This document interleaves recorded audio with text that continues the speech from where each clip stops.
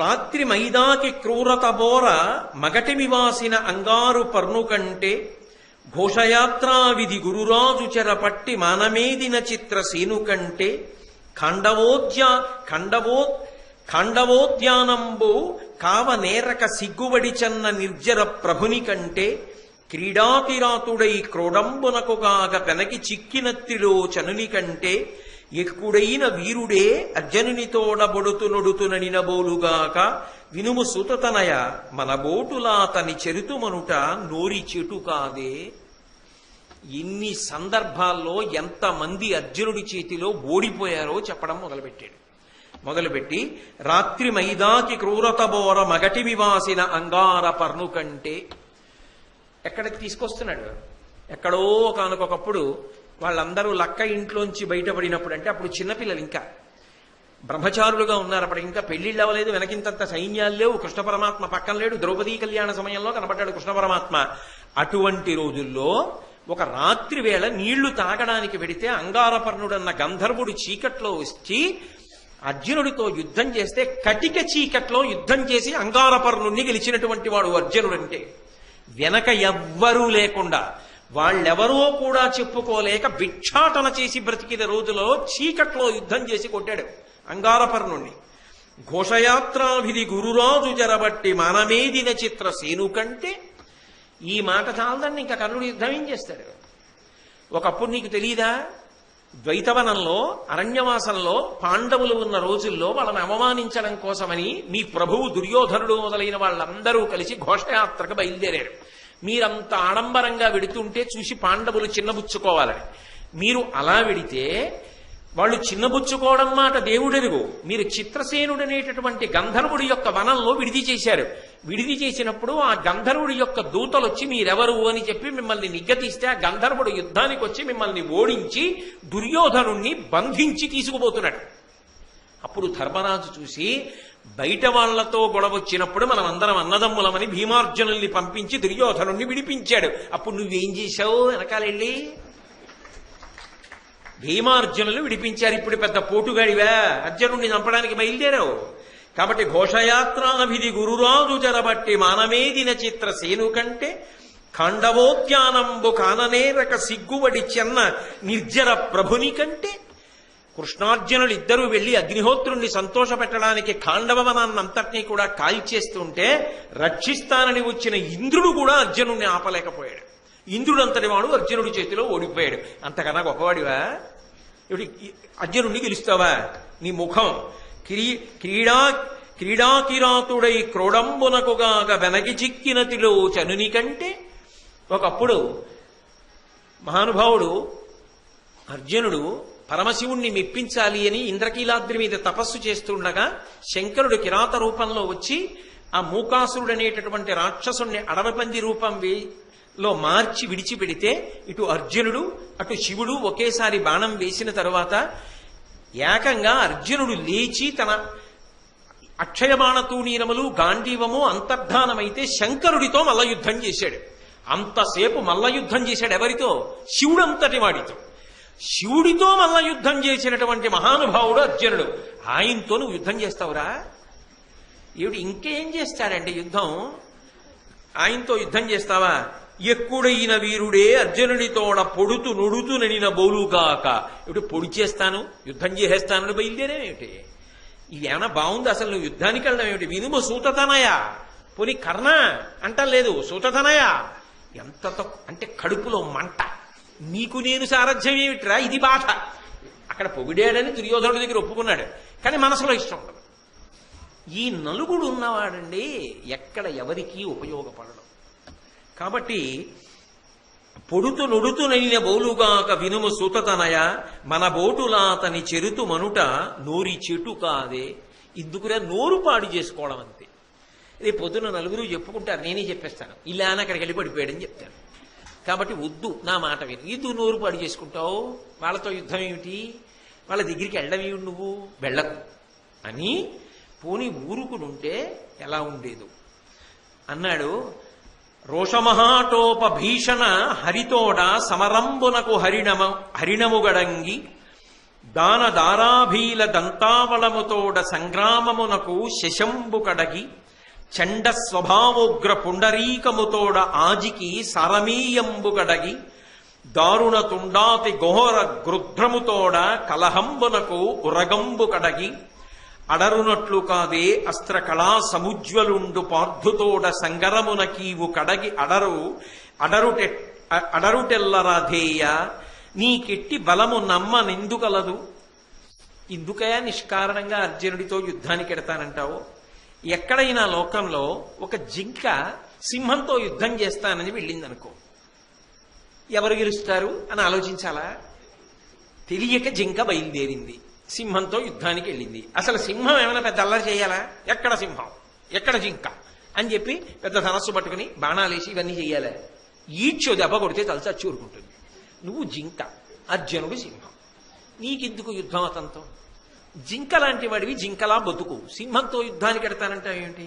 2 దాన దారాభీల దంతావళముతోడ సంగ్రామమునకు శశంబు కడగి. మదధారలు పడుతున్నటువంటి ఏనుగుంటుంది. మామూలుగానే ఏనుగుకి దగ్గరగా వెళ్ళడానికి భయం, ఎవరు వెళ్ళరు. అందున దానికి మదధారలు పడుతున్నాయనుకోండి, చెవుల పక్కన చిన్న కన్నాల్లా ఉంటాయి, అందులోంచి మదధారలు చిక్కిళ్ల మించి కారతాయి. ఆ మద జలం జిగురుగా పడుతూ ఉంటుంది. పడుతున్నప్పుడు తుమ్మెదలు వచ్చి వాలి తాగుతూ ఉంటాయి, మంచి సువాసన. కానీ అప్పుడు అసలు మీరు దానికి దగ్గరగా కాదు కదా, దాన్ని రామాలయం దగ్గర కట్టారనుకోండి, మీరు అక్కడెక్కడో ఆ గోశాల అవతల కూడా నిలబడకూడదు. ఎందుకని అంటే అప్పుడు అదంతా ఆవేశంగా ఉంటుంది.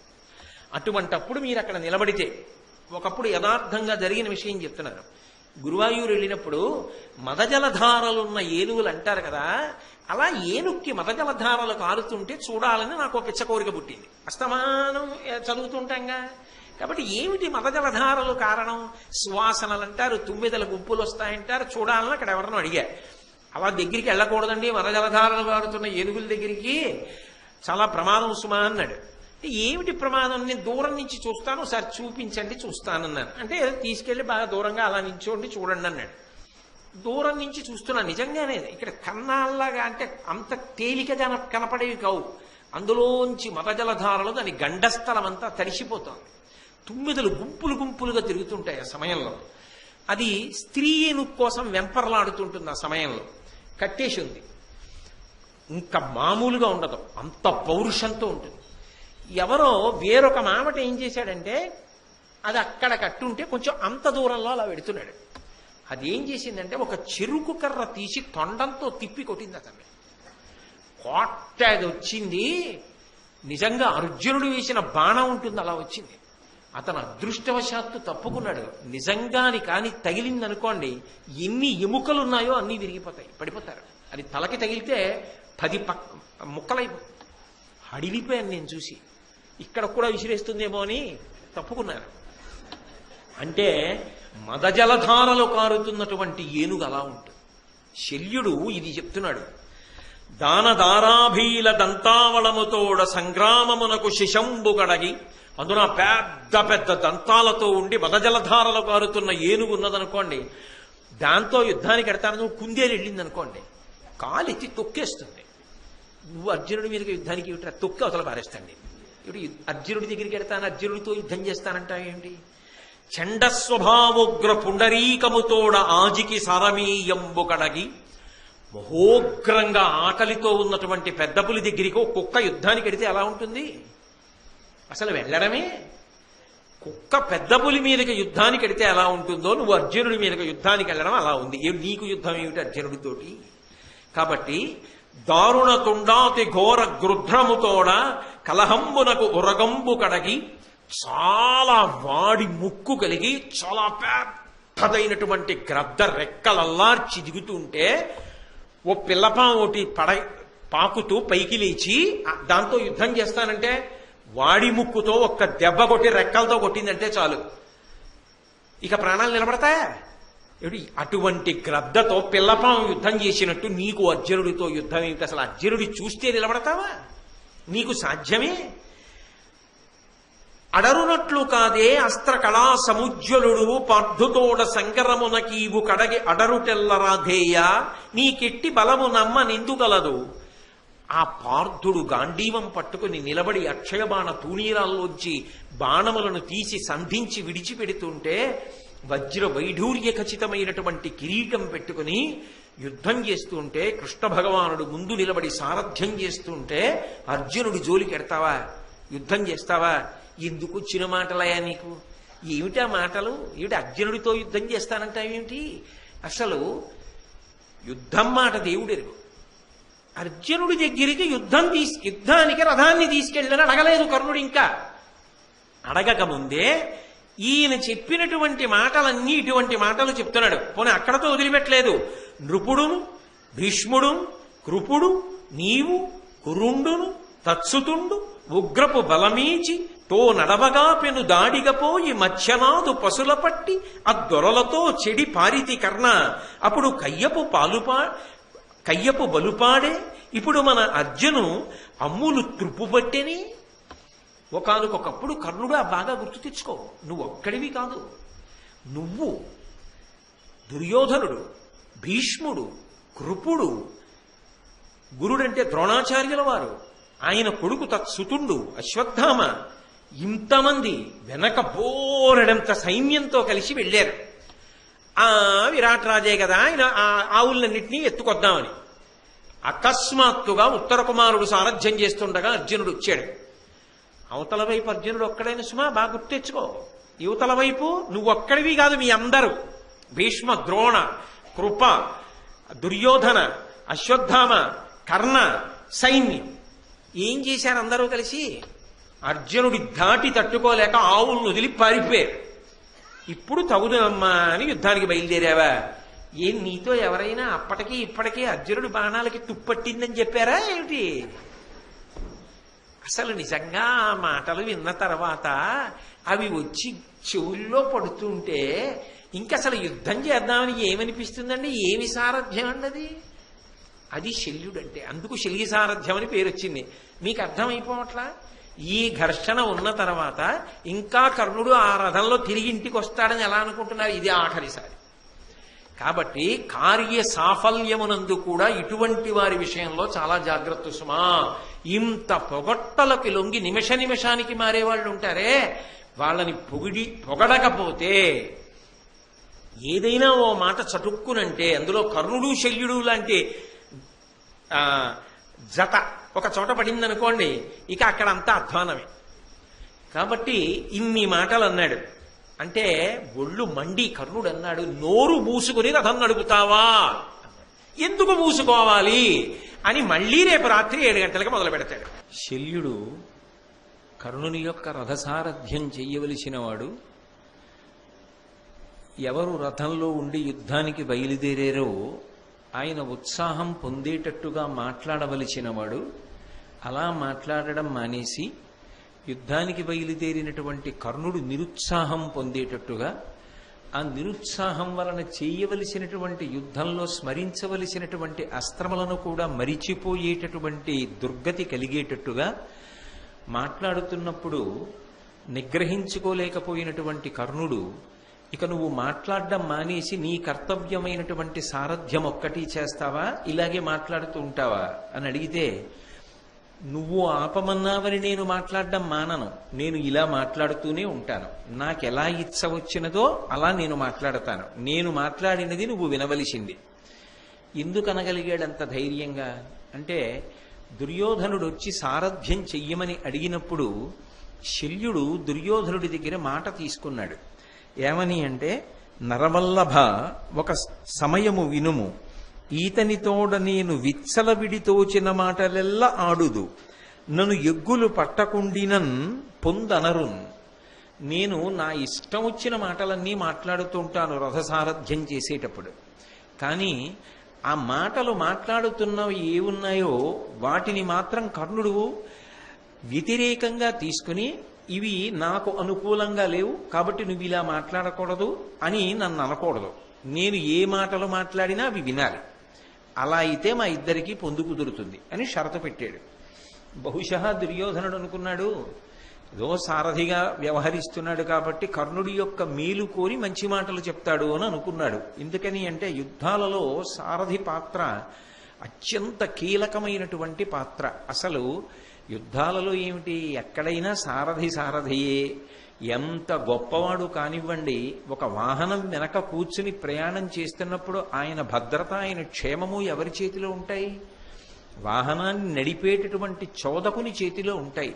ఆయన నిర్లక్ష్యంగా నడిపినా, నిద్రపోతూ నడిపినా, పరాకుగా నడిపినా ప్రమాదం జరిగేది లోపల ఉన్న వ్యక్తికి కూడా జరుగుతుంది తప్ప ఏదో నిర్లక్ష్యంతో నడిపారని చెప్పి సారథి ఒక్కడే దానివల్ల భంగపాటు పొందడమో ప్రమాదం పొందడమో ఉండదు కదా లోకంలో.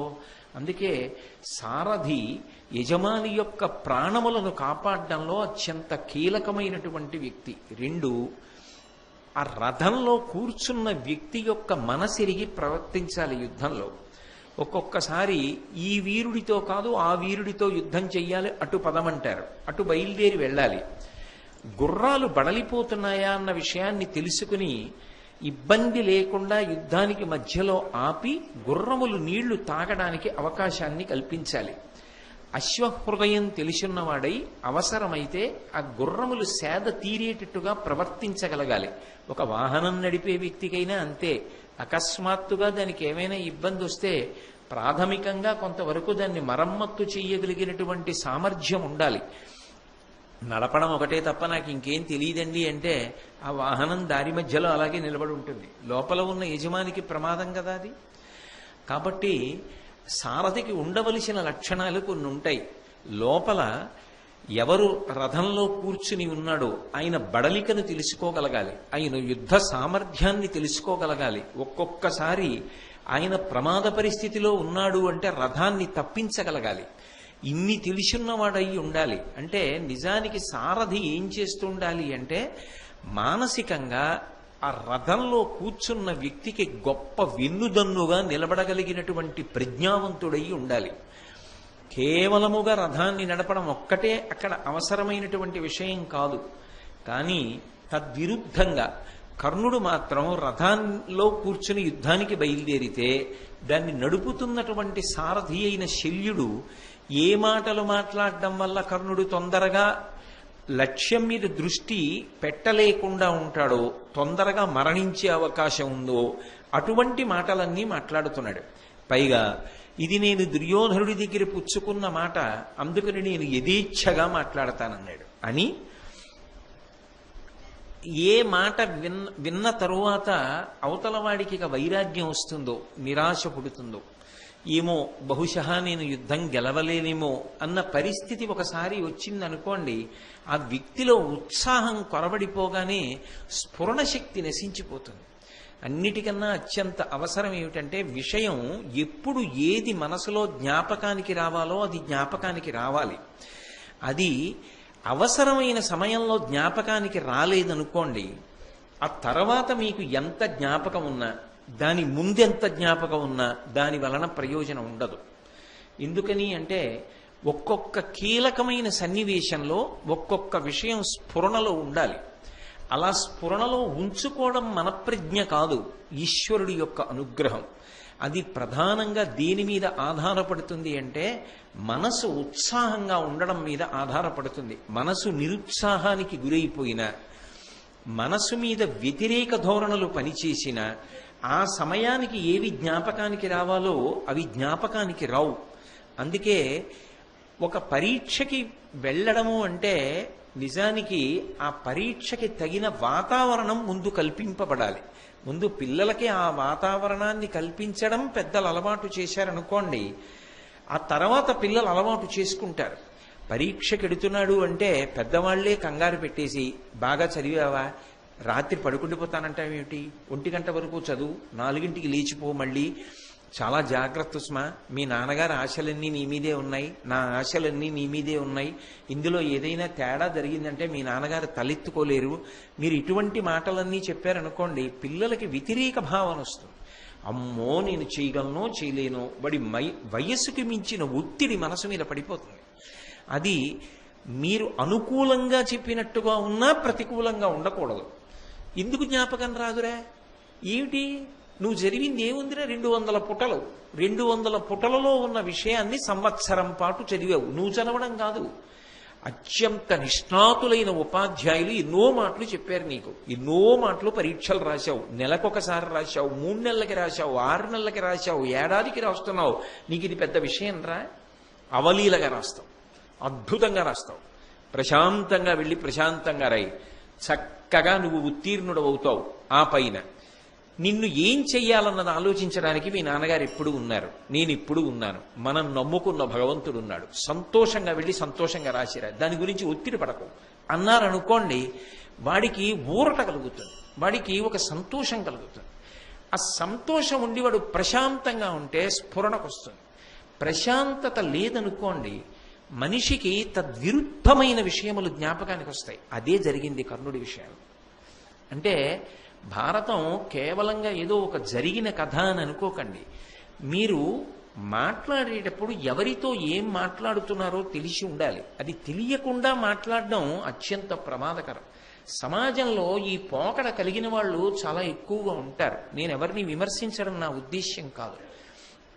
ఎవరైనా ఓ వైద్యశాలకు వెళ్ళొచ్చి ఎందుకు వెళ్ళావు అని అడిగారు అనుకోండి, ఏమిటో నడుము చాలా నొప్పిగా ఉంటోంది, విపరీతమైన నడుము నొప్పి వస్తోంది, డాక్టర్ గారి దగ్గరికి వెళ్ళాను, ఒక 5 వారాలు పరిశీలించాలి, నువ్వు బరువు అవి ఎత్తకు చూద్దాం, భగవంతుడు ఉన్నాడు అన్నారండి అంటే, అయితే నీ వెన్నుపూస జారిపోయి ఉంటుంది, అది విరిగిపోయి ఉంటుంది, ఇలాగే ఫలానా వాళ్ళకైంది, ఇంకా తర్వాత వాళ్ళు లేవలేదు, వాళ్ళకి ఏదో శస్త్రచికిత్స చేశారు, 3 లక్షలు అవుతుంది, ఆ తర్వాత కూడా నమ్మకం ఏమి ఉండదు, ఇంకా బతికినా ఒకటే లేకపోయినా ఒకటేలే అని మీరు ఏమైనా మాట్లాడారనుకోండి, తెలిసిన విషయాలు 4 విషయాలు మాట్లాడారనుకోండి, వాడు ఇప్పుడే చచ్చిపోతాడు సగం.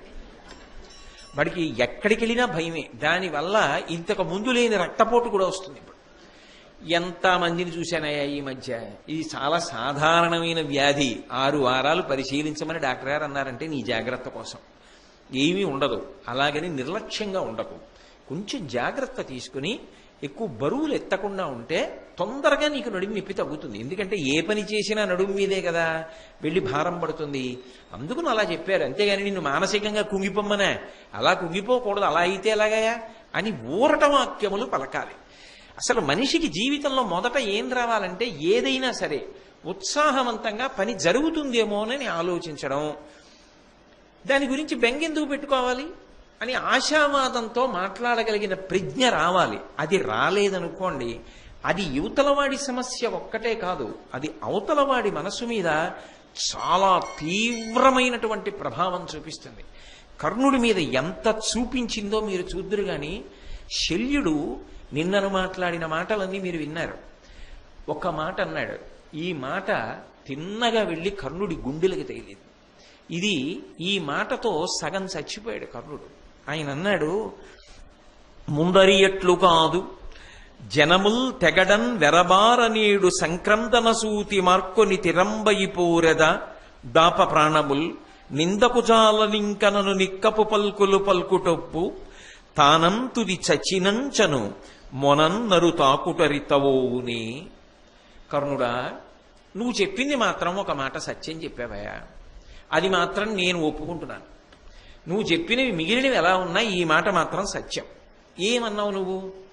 ఇంతకుముందు అంటే ఏదో యుద్ధం చేసి అర్జునుడు విజృంభించినప్పుడు పారిపోయాను, చాలా సందర్భాలు చూపించాడు కదా గోగ్రహణం దగ్గర నుంచి. ఆయా సందర్భాల్లో పారిపోయి ప్రాణాలు దక్కించుకున్నావు. ఈసారి అలా కుదరదు, ఇది తాడో పేడో. ఎందుకని? దుర్యోధన మహారాజు గారు నిన్ను నమ్ముకున్నాడు. ఆయనకి రాజ్యం రావడమా పోవడమా ఇవాళ్టితో తేలిపోతుంది. అర్జునుడితో యుద్ధానికి ఎడుతున్నావు, నువ్వేమన్నావు? ఇక ఈసారి తప్పించుకోవడం ఉండదు, నాకు ప్రాణాలు దాచుకోవాలన్న కోరిక లేదు, ప్రాణములను ఇక్కడ విడిచిపెట్టేసి శరీరాన్ని వదిలిపెట్టేసి వీరస్వర్గాన్ని అలంకరిస్తానన్నావు. అది మాత్రం సత్యం. ఖచ్చితంగా చచ్చిపోతావు. ఎందుకు చచ్చిపోతావంటావేమో, మొనన్నరుతాకుట రితవోవునే. అగ్నిహోత్రాన్ని ముట్టుకుని కాలద్దంటే ఊరుకుంటుందా? నీళ్లను ముట్టుకుని చేయి తడవద్దంటే ఊరుకుంటుందా? గాలి వేస్తున్న చోటికి వెళ్ళి నిలబడి గాలి తగలకూడదంటే ఊరుకుంటుందా? అర్జునుడి దగ్గరికి వెళ్ళి బ్రతికుంటానంటే కుదురుతుందా? అందుకని ఎటు చచ్చిపోతావు. ఇదొకటి నిజం చెప్పావు. ఈ మాట అన్నప్పుడు ఎలా ఉంటుందంటే, నిజంగా యుద్ధం చేసేవాడికి ఈయన ఏముందండి, రథం నడుపుతున్నాడు, ఆయన యుద్ధం చెయ్యాలి. ఇంకా అసలు అర్జునుడిని చూడలేదు, ఆయన ఇంకా యుద్ధంలో కలుసుకోలేదు. ఇన్ని మాటలు మొదలెట్టాడు. ఎంత ఒళ్ళు మండిపోయిందంటే నిజంగా ఆ కర్ణుడికి. ఆయన అన్నాడు, గదం తలవగల వ్రెటువడక, నువ్వు మాట్లాడడం ఆపుతావా? నేను అర్జునుడి కోసం వేచి ఉండడం కాదు, దిక్కుమాల సారని ఇంకోడు వస్తాడు, నా గదతో ముందు నీ తల పగల కొట్టేస్తా, ఇక్కడే పడిపోతావా అన్నాడు. నా తల నువ్వు ఎందుకు పగల కొడతావు? అంత తేరగా దొరికానా నా తల పగల కొట్టడానికి? నీ మాటలు చూస్తుంటే, నీ విధానం చూస్తుంటే నాకు విషయం జ్ఞాపకానికి వస్తోంది, చెప్పనా అన్నాడు. చెప్పనా అంటే చెప్పు అంటే చెప్తాడేంటి? వద్దన్నా చెప్తాడు. ఒకసారి అంటించుకోకూడదు కానండి అలాంటి వాళ్ళని జీవితంలో. అంటించుకున్న తర్వాత పడేటటువంటి బాధ నరకం కన్నా ఎక్కువగా ఉంటుంది. వాళ్ళు జీవితాన్ని అంతటినీ శాసిస్తారు. వాళ్ళు కుదురుకోలేరు, వాళ్ళు ఒక చోట ఇమడలేరు.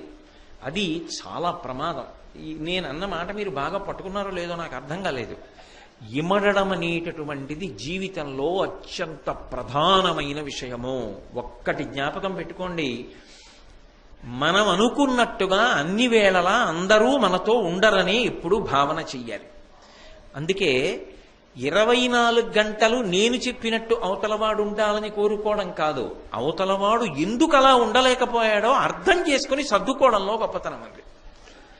ఒక విషయాన్ని భార్య వ్యతిరేకించింది అనుకోండి, వెంటనే కోపం రాకూడదు. ఆమె ఎందుకని ఉంటుంది ఈ మాట? తను చెప్పింది సత్యం, నాకన్నా బాగా ఆలోచించింది, లేదు ఆలోచించలేకపోయింది, ఈ విషయం చెప్పాలి. అలా వద్దులే, ఇలా చేస్తే ఇంకా ఉత్తమ ఫలితం వస్తుంది అని చెప్పాలి నేను అని అనుకోవాలి. వాడు అలా ఎందుకు చేయలేకపోయాడో, ఎప్పుడైనా అవతల వారి వైపు నుంచి మీ వైపుకి మీరు ఆలోచించడం వచ్చిందనుకోండి, అవతల వారి మాట దేవుడెరుగు కానీ మీరు ప్రశాంతంగా ఉంటారు. కానీ మీ వైపు నుంచి అవతల వారిని నిర్ణయం చేయడం మొదలుపెట్టారనుకోండి, మీకు సమాజంలో ఎవరితోనూ పొంతన కుదరదు, మీరు ఇమడలేరు ఎక్కడ. ఎందుకో తెలుసా? ఇలా అనుకున్నాను ఇలా అయింది, నేను ఇలా ఉంటాననుకున్నాను అలా ఉన్నాడు. ఇంకా జీవితంలో అన్నీ మీరు అనుకున్నట్టు అవతలవన్నీ ఎలా ఉంటాయండి అసలు? ఒక్కొక్కడు చూడండి 5 నిమిషాలు ఉందనగా బయలుదేరతాడు, హారని మీ చేతిడు. అంటే ఈయన బయలుదేరేటప్పటికీ రహదారంతా ఖాళీగా ఉండాలి. ఏమిటది అంటే ఆ మనస్తత్వానికి అర్థం ఉండదు ఇంకా. ఇది నిజానికి భారతం ఎందుకు వచ్చింది అంటే, పిల్లలకి చిన్నతనం నుంచి ఇది నేర్పగలిగితే వాళ్ళు ఎక్కడ ఉన్నా ఆస్తి అవుతారు. నీ వైపు నుంచి మాత్రమే ఆలోచించడం నేర్చుకోకు, అవతల వారి వైపు నుంచి ఆలోచించడం కూడా నేర్చుకో. అప్పుడు మొదట ఏమవుతుందో తెలుసా? అవతలవాడు చెప్పింది శ్రద్ధగా వినడం అలవాటు అవుతుంది. అసలు వింటే సగం సమస్య తీరిపోతుందండి జీవితంలో. అసలు వినకపోతే ఎంత ప్రమాదం వస్తుంది? శల్యుడితో ఉన్న సమస్య ఏమిటంటే ఇమడడు. ఇమడకపోవడానికి కారణం ఏమిటంటే ఎప్పుడూ తనని తాను గొప్పగా భావన చేసుకుంటూ ఉంటాడు. ఇది రుగ్మత. నిజంగా నువ్వు గొప్పవాడివైనా, నేను ఎంతటి వాడిని అనుకున్నవాడు ఎక్కడైనా ఈమిడిపోతాడు. ఆయనకేం ఇబ్బందులు ఉండవు, ఎక్కడైనా ఈమిడిపోతాడు. హాయిగా ప్రశాంతంగా సంతోషంగా గడిపేస్తాడు. అది ఎక్కడవనివ్వండి, ఆయనకేం ఇబ్బంది ఉండదు. ఆ పాత్రలోకి ఇమిడిపోతాడు. ఒక తండ్రిగా ఇమిడిపోతాడు, అన్నగా ఇమిడిపోతాడు, తమ్ముడిగా ఇమిడిపోతాడు, భక్తుడిగా ఇమిడిపోతాడు, పౌరుడిగా ఇమిడిపోతాడు, ఉద్యోగిగా ఇమిడిపోతాడు. అప్పుడు ఆయన హాయిగా ఉంటాడు, ఆయన చుట్టూ ఉన్న వాళ్ళు హాయిగా ఉంటారు. మీరు నేనేదో అన్నదోటి ఉందనుకోండి మనసులో, నేనింత గొప్పవాణ్ణి అని అనుకోవడానికి ఒక భావన ఒకటి మనసులో ఉంటుంది. నేను తెల్లగా ఉంటా ఒకడికి, నేను పొడుగ్గా ఉంటా ఒకడికి, నాకు చాలా పద్యాలు వచ్చు ఒకడికి, నీ రోజు ఉపన్యాసం చెప్తా ఒకడికి, నాకు డబ్బు ఉంది ఒకడికి, నాకు అధికారం ఉంది ఒకడికి, నా దగ్గర చాలా మణులు మాణిక్యాలు ఉన్నాయి ఒకడికి, భూములు ఉన్నాయి ఒకడికి, నాకు అసలు ఏమీ లేదు. అదో అహంకారం, అదో చమత్కారం. లోకంలో ఏంటంటే అసలు నేనేం పట్టించుకోనండి, అసలు ఏముందో ఏం లేదో నేను ఇప్పుడు అలా భగవంతుడి గురించి ఆలోచిస్తుంటాను, అలా అనుకోవడం ఓ అహంకారం. అసలు నిజానికి ఇవన్నీ కాదు, తాను ఎక్కడికి వెళ్ళినా ఇమడడం గొప్ప. అలా ఇమడగలిగాడు అనుకోండి, నీళ్లు గ్లాసులో పోసినా ఇముడుతాయి, సీసాలో పోసినా ఇముడుతాయి, బిందెలో పోసినా ఇముడుతాయి, మీరు ఎందులో ఇమడ్చకపోయినా నదిలో ప్రవహిస్తాయి, అందుకు పనికొచ్చాయి. అలా ఇమడడం మీకు రాలేదనుకోండి, అది అవతలవాడి సంగతి దేవుడు ఎరుగు, కానీ ముందు మీకు జీవితంలో ప్రశాంతత ఉండదు, మీరు ఇమడలేరు. ఎందుకని అంటే ఏదో నేను ఇది అన్న భావన ఒకటి ఉంటుంది. నేను ఇంత వాడనై ఇలా ఉండడమా అనుకుంటే మీకు మీరు బరువు, మీతో చేరిన వారికి బరువు. శల్యుడు అదే జీవితం. నేనింత వాణ్ణి ఏదో అనుకుంటుంటాడు ఎప్పుడు. పొగిడితే సంతోషం, పొగడకపోతే ఇమడడు కాబట్టి ఎవరి దగ్గరికి వెళ్ళాడో వాణ్ణి పాడు చేస్తాడు, తను పాడైపోతాడు. పాడైపోయినా పర్వాలేదు, ఆ భావన మాత్రం వదలడు. అమ్మో అది ప్రమాదం కదండి. అది రాకూడదు చిన్నతనం నుంచి. అది రాకుండా ఉండాలి అంటే భారతంలో ఇలాంటి కథలు చెప్పి పిల్లల జీవితాన్ని ఒబ్బిడి చెయ్యగలిగిన విశ్వవిద్యాలయం ఒకటి ఉంది. సాధారణంగా విశ్వవిద్యాలయంలో ప్రవేశించాలి అంటే చదువులో పట్టభద్రుడైపోతే తర్వాత విశ్వవిద్యాలయానికి వెడతాడు ఉన్నత విద్యకి. కానీ పిల్లలకు ఒక విశ్వవిద్యాలయం ఉంది. ఏదా విశ్వవిద్యాలయం అంటే తాతగారు పడుకున్న మంచం. తాతగారి పక్కన పడుకుంటే తాతగారు జోకుడుతూ చెప్పేటటువంటి భారత కథలున్నాయే, వాడి మనసుకి ఇంపుగా, వాడికి నచ్చేట్టుగా, వాడి భాషలో అంత వేదాంతం అంత తత్వం అవసరం లేకుండా వాడికి నాటుకునేటట్టుగా చెప్పినవి. ఆ రోజు వాడు చేసిన పనిని బట్టి వాడు ఎలా మారాలో చెప్తూ, పొద్దున్న చూడు చెల్లితో నువ్వెంత కోప్పడ్డావు, చెల్లి నీకు ఇవ్వలేదని ఎంత కోప్పడ్డావు, అదే మన చెల్లే కదా, తింటే ఏమైందనుకుంటే అలా కోపడతావా? అలా మాట్లాడి కథ చెప్పడం తాతగారికి అలవాటు అయిందనుకోండి, వాడు ఒక ఉత్తమ పౌరుడు అవుతాడు. అందుకే తాతలకి దూరంగా మనవల్ని పెంచడం అంత మంచిదా అంటే ఆ విషయంలో నేను తీర్పు చెప్పడం కష్టం. కాబట్టి నువ్వు అన్నది సత్యమే కర్ణ, ఖచ్చితంగా మరణాన్ని మాత్రం పొందుతావు అని ఈ మాట అన్న తర్వాత గదతో నీ తల పగలగొట్టేస్తాను అన్న తర్వాత మళ్ళీ మొదలుపెట్టాడు. కర్ణ, నీకు ఇప్పటికైనా నీ స్థితి అర్థం అవ్వడానికి నేను ఒక కథ చెప్తాను, జాగ్రత్తగా విను. ఒకానొకప్పుడు ఒక గొప్ప ద్వీపం ఉండేది. సముద్ర మధ్యంలో ఉన్న భూభాగాన్ని ద్వీపం అంటారు. ఒక గొప్ప ద్వీపం ఉండేది. అక్కడ ఒక వైశ్యుడు ఉండేవాడు. ఆయన యజ్ఞయాగాది క్రతువులు చేసేవాడు, వితరణశీలి, అందరికీ అన్ని పదార్థములను పంచిపెడుతుండేవాడు. ఆయనకి కొంతమంది కుమారులు. ఒకనాడు ఒక కాకి పిల్ల అటుగా వాళ్ళ ఇంటికి వచ్చింది. వాళ్ళు దయాపరులు. అయ్యో పాపం కాకి పిల్ల కదా అని, అది బలిభొక్కు కదా, బలిభొక్కు అంటే వేసినవి తిని బతుకుతుంది. వాళ్ళు రోజు అన్నం ముద్దలు తెచ్చి దానికి వేసేవారు. అది వీళ్ళ చేతులతో వేసిన ఎంగిలి మెతుకులు తిని బాగా బలిసింది కాకి. ఏ కాకి? ఎంగిలి మెతుకులు తిన్న కాకి బలిసింది. అది శల్యుడు చెప్తున్న కథ. బాగా బలిసిన ఈ కాకి నాకన్నా గొప్ప పక్షి ఈ లోకంలో లేదు అనుకుంది. అలా అనుకుంటూ బ్రతికేసింది కాకి చాలా కాలం. ఒకనాడు హంసల గుంపు ఆ ఊరొచ్చింది. ఈ కాకి ఊరుకోవచ్చుగా, హంసలని చూసింది. చూసి ఈ హంసలే పాటి నేనే గొప్పదాన్ని అనుకుంది. అక్కడతో ఉంటే వదిలిపోయేది. ఈ వైశ్యుల పిల్లలు అన్నారు, కాకి కాకి ఇంత బలమైన దాన్ని చెప్తావు కదా, ఎక్కడి నుంచో వచ్చాయి హంసలు, 13 ఏళ్ళు లేవు, 13 ఏళ్ళు లేని హంసలేవో మీకు అర్థమై ఉంటుంది. ఆ హంసలు వచ్చాయి. ఆ హంసల కన్నా నువ్వు చాలా బలం కలిగిన దానిని నిరూపించు, వాటికి బుద్ధి వస్తుంది అన్నాయి. పిల్లల మాట అని పక్కల పెట్టకుండా ఈ కాకి హంసల దగ్గరికి వెళ్ళి, నాకు శతగతుల ఎగరడం తెలుసు, అంటే 100 గతులలో ఎగురుతాను నేను. కాకే ఎగురుతుంది, హంస ఎగురుతుందా? ఎగరగలను. నాతో పాటు నువ్వు ఎగరగలవా, నాతో పోటీకి వస్తావా అని అడిగింది హంసల్ని. హంస అంది, మాకన్నా బాగా ఎగరగలిగిన పక్షి లోకంలో ఉంటుందా? ఎందుకు ఈ అక్కర్లేని మాటలు, మాతో నీకు పోటీ ఏమిటి, లేనిపోని ఇబ్బంది తప్ప, హాయిగా ప్రశాంతంగా కాకివి కాకిలా బ్రతుకు. కాకి హంసతో పోటీ చేయడం లోకంలో ఉండదు కదా, ఎందుకు ఇది నీ ఎంతో ప్రశాంతంగా సాత్వికంగా సమాధానం చెప్పింది. కానీ ఎంగిలి మితుగులు తిని బలిసిన కాకి ఒప్పుకోలేదు. ఒప్పుకోకుండా మీలో ఎవరో ఒక హంస నాతో పోటీ చేయండి. ఎవరిని ఉద్దేశించి అంటున్నాడో మీకు అర్థమైపోతోంది. ఒక హంసతో పోటీ చేస్తాను, అన్ని హంసలు అక్కర్లేదు, ఆ హంసతో పోటీ చేస్తా. మీలో బాగా బలమైన హంస, బాగా పేరున్న హంస ఏదో దాన్ని ఎగరమనండి, దానికన్నా బాగా ఎగురుతాను. దీనికి ఒకసారి బోర్లా పడితే తప్ప బుద్ధి రాదని అందులో ఒక హంస బయలుదేరి, అంతంత పెద్ద మాటలు ఎందుకులే, నాతో ఎగురు చాలని, ఎటు ఎగరాలని అడిగింది. అటు ఇటు ఎగిరితే ఏదైనా అడ్డు రావచ్చు, సముద్రం మీద ఎగురుదాం. హంస ఎగిరింది, కాకి ఎగిరింది. హంస మెల్లగా ఎగురుతాం, కాకి దాన్ని దాటిపోయింది. దాన్ని దాటిపోయి ముందు కొద్దిగా బలం, ఎగరగానే బలం ఉంటుంది కదండి, కాస్త ముందుకెళ్ళిపోయింది. వెనక్కి తిరిగి చూసింది. ఏమి హంస ఎంత వెనకబడిందో అని మళ్ళీ వెనక్కి వచ్చింది. వెనక్కి వచ్చి తన రెక్కతో దీని రెక్కలు రాసింది. దాని ముక్కు దీని ముక్కు మీద పెట్టిందంటే ఎగతాళి చేసి ముందుకెళ్ళి వెనక్కి వచ్చి పక్కన చేరి పరాచికాలాడి ముందుకెడుతోంది. చాలాసేపు అయిన తర్వాత ఇంకా కొంచెం బడలిక మొదలెట్టింది. దీనికి బడలిక మొదలైన తర్వాత హంస పుంజుకొని నిటారుగా ఆకాశంలోకి ఎగరడం మొదలెట్టింది. ఇది ఏదో కొంత దూరం ప్రయాణం చేసింది, కానీ ఎక్కడో సముద్రం. ఒక్క నిమిషం ఆగుదామంటే ఓ చెట్టు లేదు, ఓ కొమ్మ లేదు. ఎక్కడ ఆగుతుంది? ఎంగిలి మితుకుల బలం ఎంతకాలం సరిపోతుంది? అందుకని కింద చూసింది, సముద్రం ఉంది. అమ్మ బాబోయ్, ఓపిక లేదని పడిపోయిందా? మొసళ్ళున్నాయి, పావులున్నాయి, భయంకరమైన జలచరములున్నాయి, మింగేస్తాయి. ఇన్నాళ్లకు దొరికింది రావు పక్షి. కాబట్టి కిందకి దిగలేదు, పైన ఎగరలేదు, తిరిగి వెళ్ళలేదు. హంస చూస్తే సునాయాసంగా వెళ్ళిపోతాం.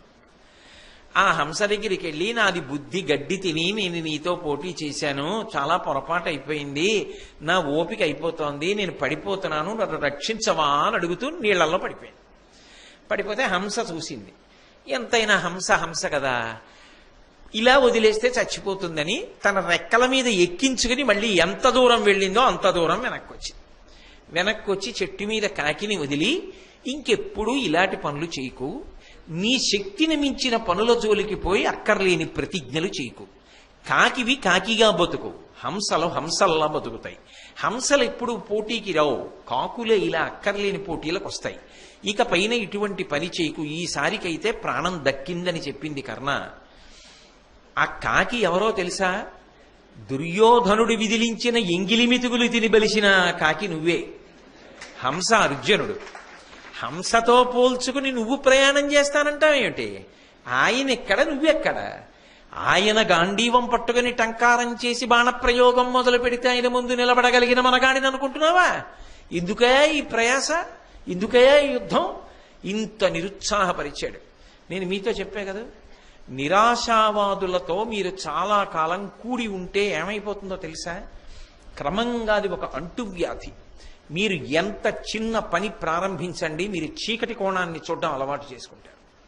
ఏ పనైనా మొదలు పెడదాం అనుకున్నారనుకోండి, అందులో అయ్య బాబోయ్ ఇదేమవుతుందో అన్న అనుమానం, అంటే నాట్ అవుట్ ఆఫ్ కాంటెక్స్ట్ అంటారే ఇంగ్లీష్లో, అలా అసందర్భం కాదు.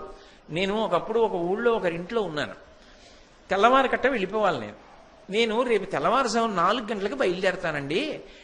ఆ రోజుల్లో ఈ ఆటోలు అవి లేవు. ఒక రిక్షా పిలవగలరా మీరు తెల్లవారు కట్ట, నేను వెళ్ళాలి కదా రైలు అందుకోవడానికి అన్నాను. ఆయన అన్నాడు, మా ప్రారంధ కర్మ, అది మరిచిపోయి 6 నెలలు అయిందండి, చీకటి వదిలితే తప్ప మేము బయటికి వెళ్ళాం, మీరు ఏ 7 గంటల రైలుకో పెట్టుకోండి అన్నాడు. నాకు చాలా ఆశ్చర్యం వేసింది. అదేమిటండి, ఎందుకు వెళ్ళరు 4 గంటల వేళ బయటికి, అర్ధరాత్రి కాదు కదా అన్నాడు. అంటే ఈ సందులో ఒక కుక్క తిరుగుతూ ఉంటుందండి, దానికి స్వపర భేదం లేదు, అది మీదబడి కరుస్తుంది, అందుకని చీకటి విచ్చుకునే వరకు బయటికి వెళ్ళాం, రిక్షా తేవడానికి వెళ్ళాం. నేనన్నాను, అంత భయం అవసరం లేదు, నేను వెళ్ళి నడిచి వెడుతూ రిక్షా ఏమవుతుంది, కుక్క వస్తే ఒక కుక్కే కదా, ఒక కర్ర పట్టుకుని ఎడతాను, మహా అయితే రిక్షాలు ఏవో దొరుకుతాయి, ఎక్కుతాను. ఆయన నాకు ఎన్ని చెప్పాడో తెలుసా అండి? చిల్లరుందా? తెల్లవారుజామున ఎవ్వడూ మీకు చిల్లర ఇవ్వడు. రిక్షావాడు ఏమడుగుతాడంటే, చిల్లరుందా 3 రూపాయలు అంటాడు, లేదంటే వెళ్ళిపోతాడు. చిల్లర పెట్టుకోండి. మీరు అక్కడికి వెళ్ళి ఇలా టికెట్ తీసుకుందాం అంటే చిల్లర ఉందా అంటారు, అవతల రైలు వస్తుంది, యువతల చిల్లర ఇవ్వడు, మీరు వదులుకుని రైలు ఎక్కాలి, ఇబ్బంది పడిపోతారు కదా. వదిలేసి ఎక్కితే లోపల జరిమానా వేస్తారు, ఎంత కష్టం. అసలు నేను ఆశ్చర్యపోయింది ఏంటంటే, ఒక ప్రయాణానికి బయలుదేరితే జీవితంలో ఎన్ని కష్టాలు పడచ్చో చెప్పాడు ఆయన తప్ప. అసలు ఇంతకీ నేను ప్రయాణం చేసేది ఎక్కడి నుంచి ఎక్కడికి అనుకుంటున్నారు? తాడేపల్లిగూడెం నుంచి సామర్లకోట. దీనికి ఆయన ఇంత కథ చెప్పాడు నాకు. అంటే నిరాశావాదం జీవితంలో అలవాటైపోయింది అనుకోండి, మీరు ఏది మొదలు పెట్టండి అందులో చీకటి కోణాన్ని మాత్రమే చూస్తారు.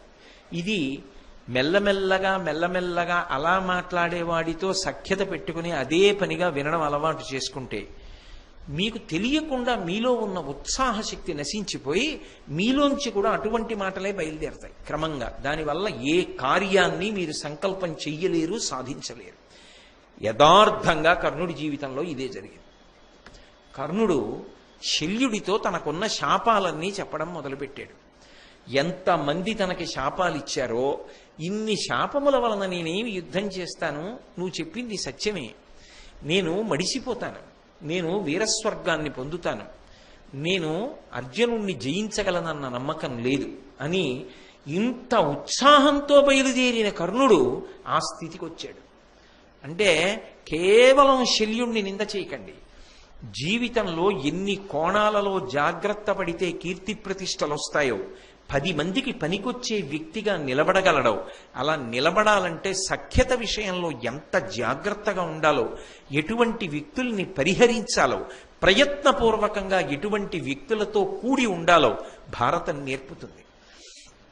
కాబట్టి ఈయన తనకున్న శాపములన్నీ చెప్పి, అయినా సరే ఏం పర్వాలేదు, పౌరుష ప్రతాపములు కాపాడతాయి మనిషిని, కాబట్టి రథాన్ని నడుపు ముందుకి, అర్జునుడు ఎటున్నాడో అటు తిప్పు అన్నాడు. అనగానే శల్యుడు అన్నాడు, తప్పకుండా తిప్పుతాను. కానీ శకునముల వంక చూశావా కర్ణ? శకునములను పరిశీలిస్తే నక్కలు ఇటువైపుకి తిరిగి ఊళవేస్తున్నాయి. అలా నక్కలు అరిస్తే బయలుదేరిన వాడు తిరిగి రాడు. నక్కలు అరుస్తున్నాయి, అకారణంగా పెద్ద గాలుస్తోంది, అలా రాకూడదు, అది దుశ్శకునం. పైగా గ్రద్దలు భూమికి చాలా దగ్గరగా కిందకి దిగుతున్నాయి, దిగి ఎగురుతున్నాయి. కాకులు కూడా అలాగే చాలా దగ్గరగా తిరుగుతూ భూమికి కిందకు వచ్చి తిరుగుతున్నాయి. కాబట్టి ఇవన్నీ కూడా చాలా దుశ్శకునములు. వీటిని బట్టి చూస్తే విజయం అంత తేలికేం కాదు, నువ్వు పొందలేవు. ఇంకే అసలు ఆయన విజయం ఏం పొందుతాడండి కర్ణుడు? ఎందుకు ఆ శల్యుణ్ణి పెట్టుకున్నట్టు సారథ్యం? బయలుదేరారు. బయలుదేరి యుద్ధం జరుగుతోంది. నిరుత్సాహపడ్డాడు కదా. భీముడితో ముందు యుద్ధం జరిగింది. ఆ భీముడితో యుద్ధం జరిగినప్పుడు భీముడు గదాదండంతో కొట్టడంలో కర్ణుడు రథంలో స్పృహ తప్పి పడిపోయాడు. ఆ పడిపోవడంలో ఏమైందంటే నాలుక బయటికి పెట్టి పడిపోయాడు. పడిపోతే భీముడు వలయాకారంగా తిరిగి రథాన్ని దగ్గరికి తీసుకొచ్చి చురకత్తి తీసి కర్ణుడి నాలుక కోసేపోయాడు. ఈ నోటితో కదు వదరాడు సభలో, అందుకని నాలుక కోసేస్తాను. సారథి ఏం చేయాలి? రథాన్ని తప్పించాలి వీరుణ్ణి కాపాడుకోవడానికి. కానీ శల్యుడు అన్నాడు, భీమా భీమా నాలుక కోసేయకు. ఎందుకో తెలుసా? నువ్వు నాలుక కోస్తే వీడు చచ్చిపోతాడు, వీణ్ణి చంపుతానని అర్జునుడు ప్రతిజ్ఞ చేశాడు. నువ్వు చంపేస్తే అర్జునుడి ప్రతిజ్ఞ ఏమైపోతుంది? అలా పడుండని లేస్తాడు, కాసేపు ఆగి అర్జునుడి చేతిలో చచ్చిపోతాడు అన్నాడు. ఎంత గొప్ప సారథి మీరు ఆలోచించండి. అంటే ఆయనకి సారథ్యం రాకని మీరు అనుకుంటున్నారా? కృష్ణుడితో సమానమైన ప్రౌఢిమ ఉన్నవాడు. కానీ ఆయన బలహీనత అటువంటిది, ఆ పొగడకపోతే చేయడు. కాబట్టి ఇప్పుడు అటువంటి వాడి వల్ల మీకు ఉపయోగమే ఉంటుంది. అందుకే సమర్థత ఒక్కటే గీటురాయి కాదు, చెయ్యగలిగి ఉండడం ప్రధానం కాదు, చెయ్యడంతో పాటుగా విశ్వసనీయత, వినయము, ఈ రెండూ ఉన్నవాడేనా? ఈ రెండూ ఉన్నవాడు ఒకటి చేయడానికి పనికి రాకపోవచ్చు, కానీ దేనికైనా పనికొస్తాడు ఎప్పుడో. ఇవి రెండూ లేనివాడు ఏ ఒకదానికైనా మీరు వాడుకుంటే మిమ్మల్ని గ్రసించేస్తాడు. అది ఎంత చిన్నదనుకుని మీరు అప్పచెప్పినా సరే దెబ్బతింటారు. మహాభారతం చెప్పినటువంటి అత్యంత ముఖ్యమైన విషయం. అందుకే ఇప్పటికీ కార్యాలయాల్లో ఎంత బాగా పనిచేస్తాడు అన్నదానికన్నా ప్రతి సంవత్సరం ఆయన్ని ఎంత నమ్మవచ్చు, ఆయన యొక్క సమర్థత ఎటువంటిది, ఆయన ఉద్యోగం చేసిన తీరుతెన్నులు ఎటువంటివి అన్నదాని మీద ఇచ్చే వార్షిక నివేదికలో ఈయన మీద ఎంత ఆధారపడవచ్చు, ఎంత విశ్వసించవచ్చు, ట్రస్ట్ వర్దీనెస్ అని చెప్పి ఒక ప్రత్యేకమైనటువంటి విభాగంలో పరిశీలన చేస్తారు ఉద్యోగి యొక్క లక్షణాన్ని. అంటే ఆధారపడవచ్చా, నమ్మవచ్చా? ఆ నమ్మడానికి ప్రతిబంధకాలు ఏమైనా ఉన్నాయా? అహంకారాది గుణములు ఉంటే వాడికి ఎంత సమర్థత ఉన్నా ప్రమాదకారే. మీరు వాడిని నమ్మకంగా కీలకమైన చోట పెట్టుకోలేరు. విశ్వసనీయుడు, నమ్మవచ్చు. ఆయన చాలా వాటికి పనికి రాకపోవచ్చు, కొద్ది వాటికి పనికి రావచ్చు, కానీ ఆయన పెద్ద ఆస్తి, ఉండదగ్గవాడు. చాలా తెలుసు కానీ మీరు నమ్మలేరు, ప్రమాదకరమైన వ్యక్తి. కాబట్టి నిజంగా చెప్పాలి అంటే personal management, evaluation of the staff performance, confidential reporting, annual performance appraisals, ఇవన్నీ కూడా మహాభారతంలో అంతర్భాగములే. సిబ్బంది నిర్వహణ అందులోకి రాలేదు, రానిదే ఉంది భారతంలో. కాబట్టి ఈ మాట చెప్పి భీముడితోటి కాబట్టి నువ్వు సంహరించవద్దు అన్నాడు. సరే, తర్వాత కర్ణుడు చాలా గొప్ప యుద్ధం చేశాడు. అదేం మామూలు యుద్ధం కాదు. అది కర్ణుడు చెప్పినప్పుడు మీరు ఎలాగో వింటారు. చాలా చాలా గొప్ప యుద్ధం చేశాడు. అది అరివీర భయంకరమైనటువంటి యుద్ధం. చిట్ట చివర అర్జునుడికి కర్ణుడికి యుద్ధం జరుగుతోంది. ఆ యుద్ధం జరుగుతున్నప్పుడు నిజానికి అర్జునుడు వేసినటువంటి అనేక అస్త్రములను కర్ణుడు ఉపసంహారం చేశాడు. ఉపసంహారం చేస్తే అర్జునుడు కించిత్ నిరుత్సాహపడ్డాడు. ఇంత విజృంభించి యుద్ధం చేస్తున్నాడే కర్ణుడని. వెంటనే కృష్ణుడు జోక్యం చేసుకుని, ఏమి అర్జున నిరుత్సాహపడుతున్నావు? కర్ణుడితో యుద్ధం అంటే ఇలాగే ఉంటుంది, మరి ఉత్సాహం పుంజుకో. నిలబడగలడా కర్ణుడు నీ ముందు? నీకున్న అస్త్రశస్త్రములు ఎటువంటివి? నీకు గురువుగారిచ్చిన విద్యలు ఎటువంటివి? నువ్వు చేసినటువంటి తపస్సు ఎటువంటిది? నీ ముందు నిలబడగలడా? కానీ కొంత యుద్ధం జరుగుతుంది, చిట్ట చివరగా మడిచిపోతాడు. ఉత్సాహం పొందుకుని యుద్ధం చెయ్యి అన్నాడు. అది శల్యుడికి కృష్ణుడికి ఉండే తేడా. శల్యుడికి కృష్ణుడికి సారథ్యం విషయంలో సమానమైనటువంటి శక్తి. ఆ రోజులలో భారతదేశంలో వాళ్ళిద్దరికన్నా చెప్పడానికి మూడో సారథి లేడు, ఇద్దరూ సమానం. కానీ కర్ణుణ్ణి చంపేశాడు శల్యుడు, అర్జునుణ్ణి బ్రతికించేశాడు కృష్ణుడు. ఎక్కడో చెప్పమంటారా? ఒక భయంకరమైనటువంటి అస్త్రం ఒకటి ఉన్నది కర్ణుడి దగ్గర. అది ఎక్కడో ఒకానొకప్పుడు ఖాండవవన దహనం చేశాడు అర్జునుడు. ఎక్కడో ఒకప్పుడు అంటే నా ఉద్దేశం వెనక్కి వెళ్ళినప్పుడు అని. వెనక కథలో ఖాండవవనాన్ని దహనం చేశాడు.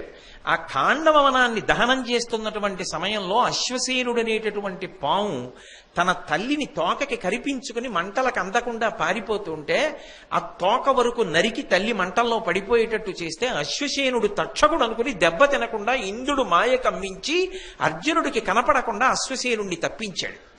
ఇది కడుపులో పెట్టుకుని గుండెల్లో పెట్టుకుని కక్ష పెంచుకున్న అశ్వసేనుడు అన్నటువంటి గొప్ప సర్పం పగ పెంచుకుని కర్ణుడి దగ్గరికి వెళ్ళింది.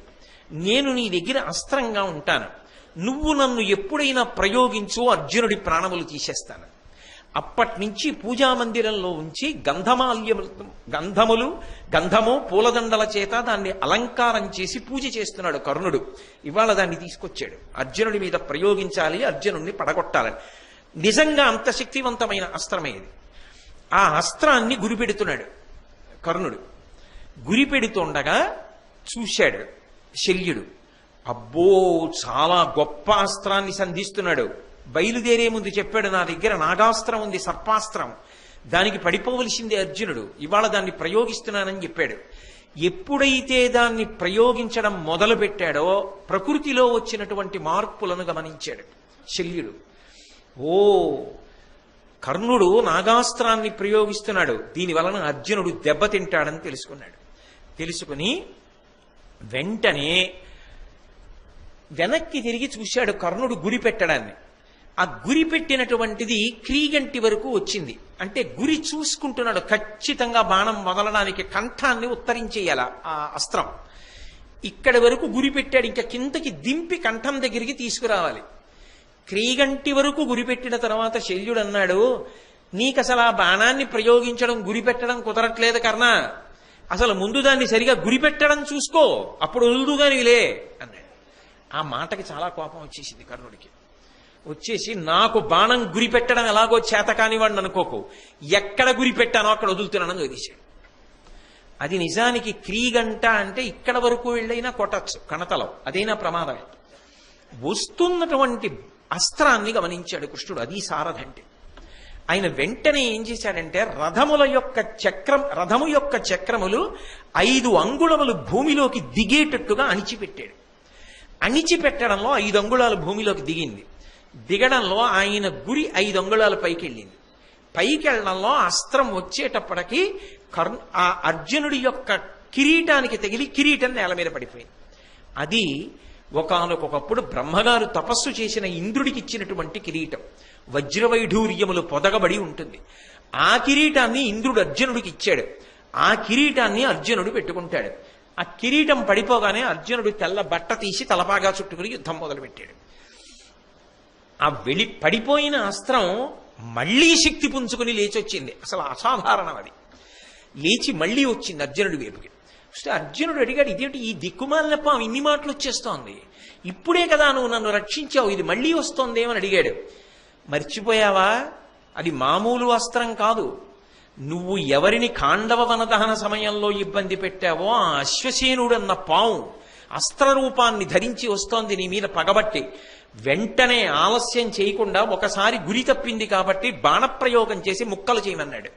వెంటనే బాణములు ప్రయోగించి దాన్ని శిథిలం చేశాడు, ముక్కలు చేసి పడగొట్టేశాడు.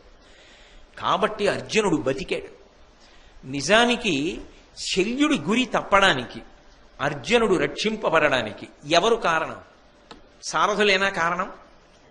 శల్యుడు ఆ మాట అనకుండా ఉంటే ఏమో ఏమయ్యేదో. కృష్ణుడు ఎలాగో రక్షిస్తాడు, అది వేరే విషయం. ధర్మం కాపాడుతుంది, అది వేరే విషయం. కానీ అంత కష్టపడి తెచ్చుకున్నటువంటి అస్త్రాన్ని, ఇంతకాలం పూజించిన అస్త్రాన్ని, అర్జునుడిని చంపడానికి నా దగ్గర ఉందని నమ్మకం పెట్టుకున్న అస్త్రాన్ని కర్ణుడు ప్రయోగించేటప్పుడు దాని మీద దృష్టి కేంద్రీకరణము పొందకుండా చేసి పాడు చేసినటువంటి వాడెవరు? శల్యుడు. దాని వలన సారథిగా కర్ణుడి యొక్క వైఫల్యానికి కారణమయ్యాడు కృష్ణుడు. అర్జునుడి యొక్క సారథిగా అర్జునుడు బ్రతకడానికి కారణమయ్యాడు. సారథిని బట్టి యుద్ధం. అందుకే శల్య సారథ్యం అన్న పేరు వచ్చింది. ఎంత నైపుణ్యం ఉంటే ఆవిడకి కావాలి? పొగిడితే తప్ప పని చెయ్యనటువంటి వాడు, విశ్వసనీయత లేనివాడు, ఒదగడం చేత కానివాడు ఏమి సాధించి పెడతాడు ప్రభువుకి? అందుకే చిట్ట చివరికి ఏమైందంటే ఒక శాపం అమలులోకి వచ్చి కర్ణుడి యొక్క రథచక్రం భూమిలోకి దిగబడిపోతుంది. ఆ రథం ఏటవాలుగా అయిపోవడంలో దాని మీద నిలబడి బాణప్రయోగం చేయడం కర్ణుడికి కుదరలేదు. ఆయన ధనుర్బాణములను అందులో పెట్టి భుజాన్ని తీసుకెళ్లి ఇరుసు కింద పెట్టి తన బలమంతా ఉపయోగించి రథచక్రాన్ని పైకెత్తాడు. రథచక్రం కొద్దిగా పైకి లేచింది. దానితో పాటుగా 6 అంగుళములు పర్వతములతో, సముద్రములతో, భూమి అంతా కూడా అరణ్యములతో పైకి లేచింది. 6 అంగుళాలు లేచింది. 5 అంగుళాలు కృష్ణ పరమాత్మ రథాన్ని భూమిలోకి తొక్కాడు. 6 అంగుళాలు భూమినంతటినీ సముద్రములతో, పర్వతములతో, అరణ్యములతో పైకెత్తాడు కర్ణుడు. అది ఆయన బలం. ఆయన ఏం సామాన్యుడుగాడు. సాక్షాత్తు సూర్యుని యొక్క అంశలో వచ్చినటువంటి వాడు, అపారమైనటువంటి పరాక్రమం ఉన్నవాడు. ఇరుసుని పట్టి ఎత్తి 6 అంగుళాలు భూమి పైకి లేచింది. రథచక్రం కొంత పైకి వచ్చిందని మళ్ళీ పైకెక్కాడు. ఇంతకన్నా ఎక్కువ భూమిలో కుంగిపోయింది. శల్యుడు ఒక మాట అనలేదు, ఉపకారం చేయలేదు. కన్నుల నీరు కారిచ్చి ఏడుస్తూ, రథం లేనివాణ్ణి, యుద్ధం చెయ్యడానికి అవకాశం లేనివాణ్ణి, ధనస్సు పట్టుకోనివాణ్ణి చంపకూడదు కదా అర్జున, ధర్మం పాటించు, నా మీద బాణం వేయకన్నాడు. అర్జునుడు నవ్వన్నాడు, ధర్మం అంతా ఇప్పుడు జ్ఞాపకానికి వచ్చిందా? నువ్వు ఏ రథం ఎక్కినా కుంగిపోతుంది. ఎందుకనంటే నీకు శాపం తప్పదని బాణప్రయోగం చేశాడు. దానితో కర్ణుడి తల తెగిపోయి డుళ్ళి కింద పడిపోయింది. ఆయనలోంచి తేజస్సు సూర్యమండలంలో కలిసిపోయింది. శల్యుడు చక్కగా రథాన్ని తిప్పుకుని వెనక్కి వచ్చేశాడు. కర్ణుడితో వెళ్ళిన రథం కర్ణుడు లేకుండా వెనక్కి వెళ్ళిపోయింది. ఒక్క మాట కర్ణుడికి అనుకూలంగా శల్యుడు మాట్లాడిందిందా? ఎందుకు పనికొచ్చింది ఆయనకు ఉన్న సారథ్య విద్య? సారథిగా ఆయన ఏం జీవితంలో సాధించాడు అంటే, నీ దగ్గర ఒక గొప్ప విద్య ఉండడమో, నీ దగ్గర ఒక సమర్థత ఉండడమో, ఒక కళ ఉండడమో గొప్ప కాదు. దానితో పాటు బలహీనతలు లేకుండా ఉండడం చాలా ప్రధానం. అన్నిటికన్నా బలహీనత ఏమిటో తెలుసా? పొగరు. నా అంత వాణ్ణి నేనన్న పొగరు, అహంకారం, వినయం లేకపోవడం, ఎవరినీ గౌరవించకపోవడం, అందరూ నన్నే పొగడాలనేటటువంటి ఒక దుర్బుద్ధి, ఇమడలేకపోవడం, ఈ లక్షణాలు ఉన్న చోట ఎంత గొప్ప విభూతి ఉన్నా వాడు పనికొచ్చేవాడు మాత్రం కాలేడు. ఈ గుణములు ఉన్ననాడు మాత్రమే వాడు వృద్ధిలోకి వస్తాడు. ఇవి కృష్ణ భగవానుడెవరు? పరిపూర్ణావతారం, సాక్షాత్ భగవానుడు. ఒక సారథిగా ఎంత ఒదిగిపోయాడు. అందుకు అర్జునుడు గెలిచాడు. శల్యుడు ఒదగలేకపోయాడు. ఏమైపోయింది భారతం? కర్ణుడి మరణానికి కారణమైంది. తిరిగి వచ్చేశాడు. వెనక్కి వచ్చేసిన వాడు దుర్యోధనుడి దగ్గరికి వెళ్ళాడు. వెళ్ళి ఏమని చెప్పాడో తెలుసా? నరవర ఎందు చూడమేరణంబులు కర్ణుడు అర్జునుండు సంగర మొనరింతురే ఇటుల క్రౌర్య నిరూఢికి దివ్యులొంది అచ్చరు అది అట్టులుండే విను చెప్పెదా ఎంతయు భీతి పొందిరా హరియు నరుండు కర్ణువడి అంత విధాత్రుడు తప్పెవానికి. దుర్యోధన ఏం చెప్పమంటావు? అసలు నిజంగా కర్ణుడు చేసినటువంటి యుద్ధం అరివీర భయంకరం. అది లోకసామాన్యమైన యుద్ధం కాదు. అంత గొప్ప పౌరుష ప్రతాపములతో కూడుకున్నటువంటి యుద్ధాన్ని చేశాడు. ఆయన యుద్ధానికి యథార్థంగా దేవతలు కూడా ఆశ్చర్యపోయారు. ఇంత గొప్ప యుద్ధమా అని. అసలు నువ్వు తెల్లబోయే విషయం ఒకటి చెప్తాను చూడు. కృష్ణార్జునులిద్దరూ కూడా చాలా భయపడ్డారు ఆయన యుద్ధాన్ని చూసి, ఆయనకున్న విద్యని చూసి. అంత గొప్ప యుద్ధం చేశాడు. కానీ సృష్టికర్త ఆయుర్దాయం ఇవ్వవలసిన బ్రహ్మగారి అనుగ్రహం ఆయన ఎందు లేదు, పడిపోయాడన్నాడు. నిజమా? అదొక్కటే నా కారణం, తాను కాదు. ఇప్పుడు ఏం చేయాలి శల్యుడు? నిజంగా ఆలోచిస్తే ఏం చేయాలి?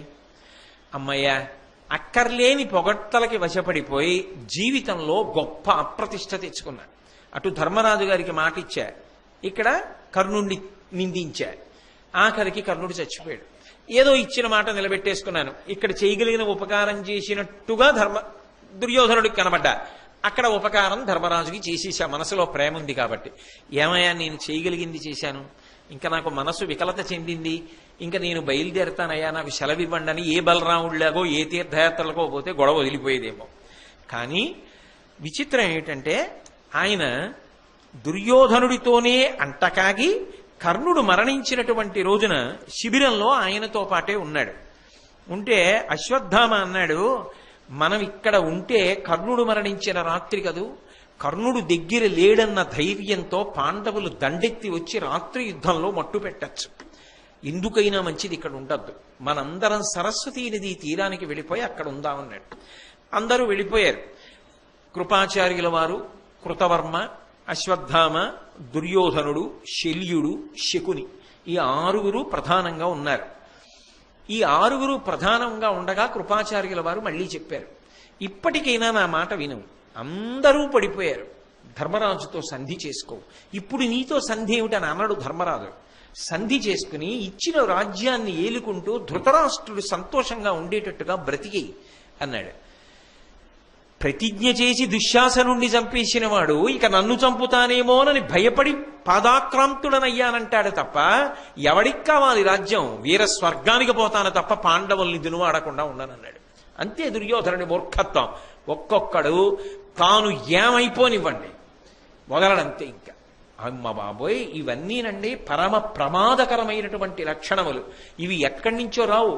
మనిషి సంస్కారంలో అలవాటు చేసుకుంటే మొట్టమొదట దెబ్బతినేది ఎవరో తెలుసా జీవితంలో? అటువంటి వాడి వల్ల. ఆయనని కన్నందుకు తల్లిదండ్రులు ఏడుస్తారు, తోబుట్టువులై అన్నదమ్ములు అక్క చెల్లెళ్ళు ఏడుస్తారు, జీవితాంతం భార్య ఏడుస్తుంది. మూర్ఖుడు చెప్పిన మాట వినడం. కాకపోతే అందరిలా ఏడవలేదు కాబట్టి చాటున కళ్ళొత్తుకుంటుంది. ఉదారుడై మంచి మాట అయితే ఎవరు చెప్పినా వినేటటువంటి భర్తని చూసి భార్య ఒక మాట అంటుంది. అందుకే లోకంలో ఒక మాట చెప్తారు, ఒక పురుషుడి జీవితానికి గొప్ప తీర్పు ఎక్కడా అంటే భార్య దగ్గరే. ఇన్ని జన్మలెత్తినా మీకే నేను ఇల్లాలిని కావాలి అని భార్య అన్న పురుషుడెవరో వాడిది జీవితం. అలా అనకపోతేనండి అని తీకండి. ఇంకా అలా అనిపించుకున్నది జీవితం. అలా అనకుండా ఉండరు అని నా నమ్మకం. అలా బ్రతకగలిగితే తప్పకుండా అంటారు, ఎందుకనరు? కాబట్టి భార్య అనాలి. అలా అనకుండా ఈ మూర్ఖత్వం ఇప్పుడు లేదురా ఈయనకి అని వృద్ధుడైపోయాక అందనుకోండి, వాడు ఇన్నాళ్ళు బ్రతికినది చావే. అందుకే ఆ మూర్ఖత్వం ప్రమాదకరం. ఇంతమంది పోయినా వినడం. ఏం చెప్పాలి దుర్యోధనుడిని? భారతం ఎక్కడో ఉండడం ఏమిటండి? భారతం తెల్లవారు లేస్తే కనపట్టల్లా కళ్ళ ముందు. పైకి చెప్పలేం కానీ ఆ పేర్లు వాళ్ళందరూ తిరుగుతూనే ఉంటుంటారు కళ్ళ ముందు. కాబట్టి ఆ సరస్వతీ నదీ తీరంలో ఉండగా అశ్వత్థామను ఉద్దేశించి దుర్యోధనుడు అన్నాడు, ఇప్పుడు నేను సర్వసైన్యాధిపత్యం ఎవరికైనా ఇవ్వాలి, ఎవరికిమ్మంటావని అడిగాడు.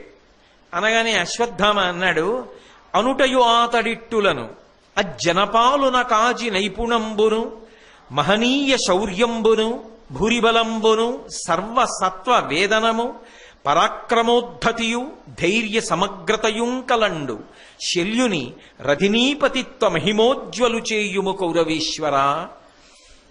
ఇంకా ఆలోచిస్తాయేమిటయా, శల్యుడున్నాడు కదా అనేస్తే శల్యుడు ఒప్పుకుంటాడా? వాడు చెప్పడం ఏంటి నాకిమ్మని అంటాడు. ఎన్ని విశేషణాలు చెప్పాడో చూడండి. సజ్జన పాలున కాజి నైపుణంబు, మహానుభావుడయా, మహారాజు, మద్రదేశానికి అధిపతి, అటువంటి వాడు ఆయన.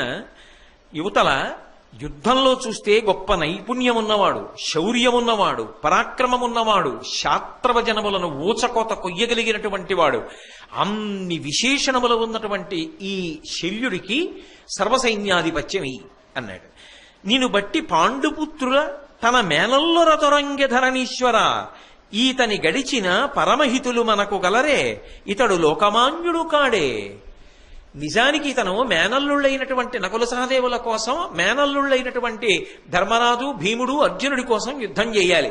కానీ నీ మీద ఉన్న అభిమానంతో, నీకు మాట ఇచ్చానన్న ఉద్దేశ్యంతో వాళ్ళందరినీ విడిచిపెట్టి నీ పక్షానికి వచ్చి యుద్ధం చేస్తున్నాడు. ఇంత విశ్వాసపాత్రుడు నీకు ఇంకెవడైనా ఉంటాడా? కాబట్టి ఈయనకి సర్వసైన్యాధిపత్యం ఇచ్చేస్తే ఈయన రణరంగంలో శత్రువులందరినీ పడగొట్టి నీకు విజయలక్ష్మిని ఇస్తాడు. ఈ మాట చెప్పగానే దుర్యోధనుడు శల్యుడి దగ్గరికి వెళ్ళి పుచ్చములేని నెయ్యమున పూని విపద్దశనందకుండగా నిచ్చిలిగా వచూచు మహనీయున కిట్టిద కాలము ఇప్పుడీ వచ్చుపడంగా నీ భుజబలాతిశయంబున అద్భుతంబు గెల్పిచ్చి కృతార్థు చేయునను నేనిని చిందియు తులబోదునే. శల్యుడా, నిజానికి ఒక మనిషికి ఉపకారం చెయ్యాలన్నా, ఒక గొప్ప అభిమానం మనసులో ఉన్నా, ఎంతో గౌరవం, ఎంతో ప్రేమ మనసులో ఉన్నా, ఆయనకి ఉపకారం చెయ్యాలి అని ఉన్నా, అన్ని వేళలా ఉపకారం చేద్దామంటే మాత్రం చేయడం కుదురుతుందా? కుదరదు. ఒక్కొక్కసారి అవతలవాడికి కష్టం రావడం ఆయనకి మనం ఉపకారం చేయడానికో గొప్ప అవకాశం. ఎంత గొప్పగా మాట్లాడాడో చూడండి. అందుకొచ్చిందిట దుర్యోధనుడికి. యువతలవాడికి కష్టం రాకపోతే అవతలవాడికి ఉపకారం చేసే అవకాశం ఎక్కడుంది? ఇవాళ భీష్ముడు, ద్రోణుడు, కర్ణుడు అందరూ పడిపోయారు. ఇటువంటి సమయంలో సర్వసైన్యాధిపత్యంలో ఉండి నాకు ఉపకారం చేయగలిగిన అదృష్టం నీకు పట్టింది. నీవు నాకు ఉపకారం చెయ్యాలని ఎంతో తాపత్రయపడుతున్నవాడివి, నా మీద అంత ప్రేమ ఉన్నవాడివి. నిజంగా అంత ప్రేమ ఉన్నవాడికి ఎంత మంచి అవకాశం వచ్చింది ఇప్పుడు నాకు ఉపకారం చేయడానికి. కాబట్టి నువ్వు ఉపకారం చెయ్యగలిగిన సమర్థుడవు. కాలము కలిసి వచ్చింది. ఇది కలిసి రావడం గొప్ప కదా. కాలము కలిసి రావాలి. నాకు కష్టం వచ్చింది, నీకు తీర్చగల సమర్థత ఉంది. ఇప్పుడు చూడు, నా మీద ప్రేమ ప్రకటించడానికి ఎంత అవకాశం. కాబట్టి నన్ను ఈ ఆపద నుంచి గట్టెక్కించు. నీ భుజబలాతిశయంబున అద్భుతంబు గెలిపించి, నీ భుజబలాతిశయం చేత నాకు అద్భుతమైనటువంటి గెలుపుని తెచ్చిపెట్టు. ఇంకా ఆశ చావలేదు. ఇంతమంది పడిపోయారు, పాండవుల్లో ఒక్కడ పడిపోయాడా? అయినా ఆశ చావలేదు. కాబట్టి నాకు గెలిపిప్పించు, కృతార్థుణ్ణి చెయ్యి. నేను చిందియు తులబోదునే. నువ్వు నాకుండగా నేను ఓడిపోవడం అన్న మాట ఉంటుందా శల్యుడా? ఒక్కనాటికి ఉండదు. భీష్ముడు వెళ్ళిపోవచ్చు, ద్రోణుడు వెళ్ళిపోవచ్చు, కర్ణుడు వెళ్ళిపోవచ్చు, అది మాట. నువ్వున్నావుగా, నువ్వుండగా నేను ఓడిపోవడం ఏమిటి? ఆ మాటే లేదు. కాబట్టి నీకు సర్వసైన్యాధిపత్యం ఇస్తానన్నాడు. పూనుము చమూపతిత్వము నా నమ్మినవారు నేను నరవరా బల సంతానముతోడ పరిజనమై నడచదము ఆక్రమింపు మరివర్గంబున్. ఓ శల్యుడా, నువ్వు ఈ సర్వసైన్యాధిపత్యాన్నంతటినీ కూడా స్వీకరించు. నన్ను నమ్మిన వాళ్ళు, నేను, నా సైన్యం, నా బిడ్డలు అందరం కూడా నిన్ను అనుగమిస్తాం. మామూలుగా కాదు, నీ సేవకుల్లా నువ్వు ఎలా చెప్తే అలా చేస్తాం. నువ్వు మాత్రం సర్వసైన్యాధిపత్యం స్వీకరించి ఆ పాండవులందరినీ పడగొట్టాలి. పడగొట్టి నాకు విజయలక్ష్మిని ఇప్పించాలి. ఇప్పటి వరకు సారథ్యం చేశాడు. మొన్న ఏం చెప్పాడు? కర్ణుడు రధికుడా, నువ్వు రధికుడువా, ఇవన్నీ ఎందుకు, కృష్ణుడితో సారథ్యంలో నువ్వు సమానం, అది చెయ్యి అన్నాడు. ఇవాళ ఏమంటున్నాడు? సర్వసైన్యాధిపత్యం చేయమంటున్నాడు. బుర్రున్నవాడైతే శల్యుడు ఏమనాలి? ఇప్పుడు యువతల సర్వసైన్యాధిపత్యం ఒప్పుకున్నాడు అనుకోండి, సహదేవుడు దొరికాడు అనుకోండి, ఏం చేయాలి? చంపేయాలా? అసలు ఎందుకు బయలుదేరాడు? అయ్యో, నా మేనల్లుళ్ళు నకుల సహదేవులు, దానిని బట్టి ధర్మరాజ భీమార్జునులు, వాళ్ళకి ఉపకారం చేయాలి, వాళ్ళ వైపు యుద్ధం చేస్తానని బయలుదేరాడు. యుద్ధం చేయకపోతే పీడాపోయేది. యువతల వైపు ఉండి ఉపకారం చేస్తానని బయలుదేరాడు. పోని చేశాడు. కర్ణుడికి సారథ్యం చేస్తున్నప్పుడు కర్ణుడు బలహీనపడే మాటలు మాట్లాడాడు. యువతల వైపు సర్వసైన్యాధిపత్యం ఒప్పుకుంటే అవతల నకులుడు కనపడినా చంపాలి, సహదేవుడు కనపడినా చంపాలి, భీముడు కనపడితే చంపాలి, అర్జునుడు కనపడితే చంపాలి, ఎవరు కనపడినా చంపేయాలి. అంత అక్కర్లేదు. పాండవ సైన్యంలో ఎవరిని తాను మట్టు పెట్టినా అది ఆత్మద్రోహమే కదా. మేనమామల ముద్దు మేలైన ముద్దు, అది తన ఉద్దేశ్యం కానప్పుడు అసలు ఆ పదవి ఒప్పుకుని ఎందుకు చెయ్యాలా పని? అంటే పొగిడాడు కదా. పొగట్ట అంటే నోటితోనే ఉండక్కర్లేదు. మీకు ఇంత గొప్ప స్థానం ఇస్తున్నాం అనేటప్పటికీ ఒప్పేసుకున్నాడు అంతే. సర్వసైన్యాధిపతి తప్పకుండా తీసుకుంటాడు అంటే మళ్ళీ ఇంకొకసారి తన బలహీనతకి తాను పడిపోతున్నాడు. ఇప్పుడు మీరు ఒకటి ఆలోచించండి, ఈ బలం ఎంత గొప్పదైనా కానివ్వండి, శల్యుడు ఎంత గొప్పగానైనా యుద్ధం చేయండి, ఆ యుద్ధం చేసింది నిజానికి ఎటువైపు ఉండి చెయ్యాలి? పాండవుల వైపు ఉండి చెయ్యాలి. నిజంగా పాండవుల వైపు ఉండి శల్యుడు అంత గొప్పగా యుద్ధం చేసి ఉంటే బహుశः అన్ని రోజులు కురుక్షేత్రం జరగక్కర్లేదు, పాండవులు కూడా సైన్యం కూడా అంతమంది మరణించక్కర్లేదు.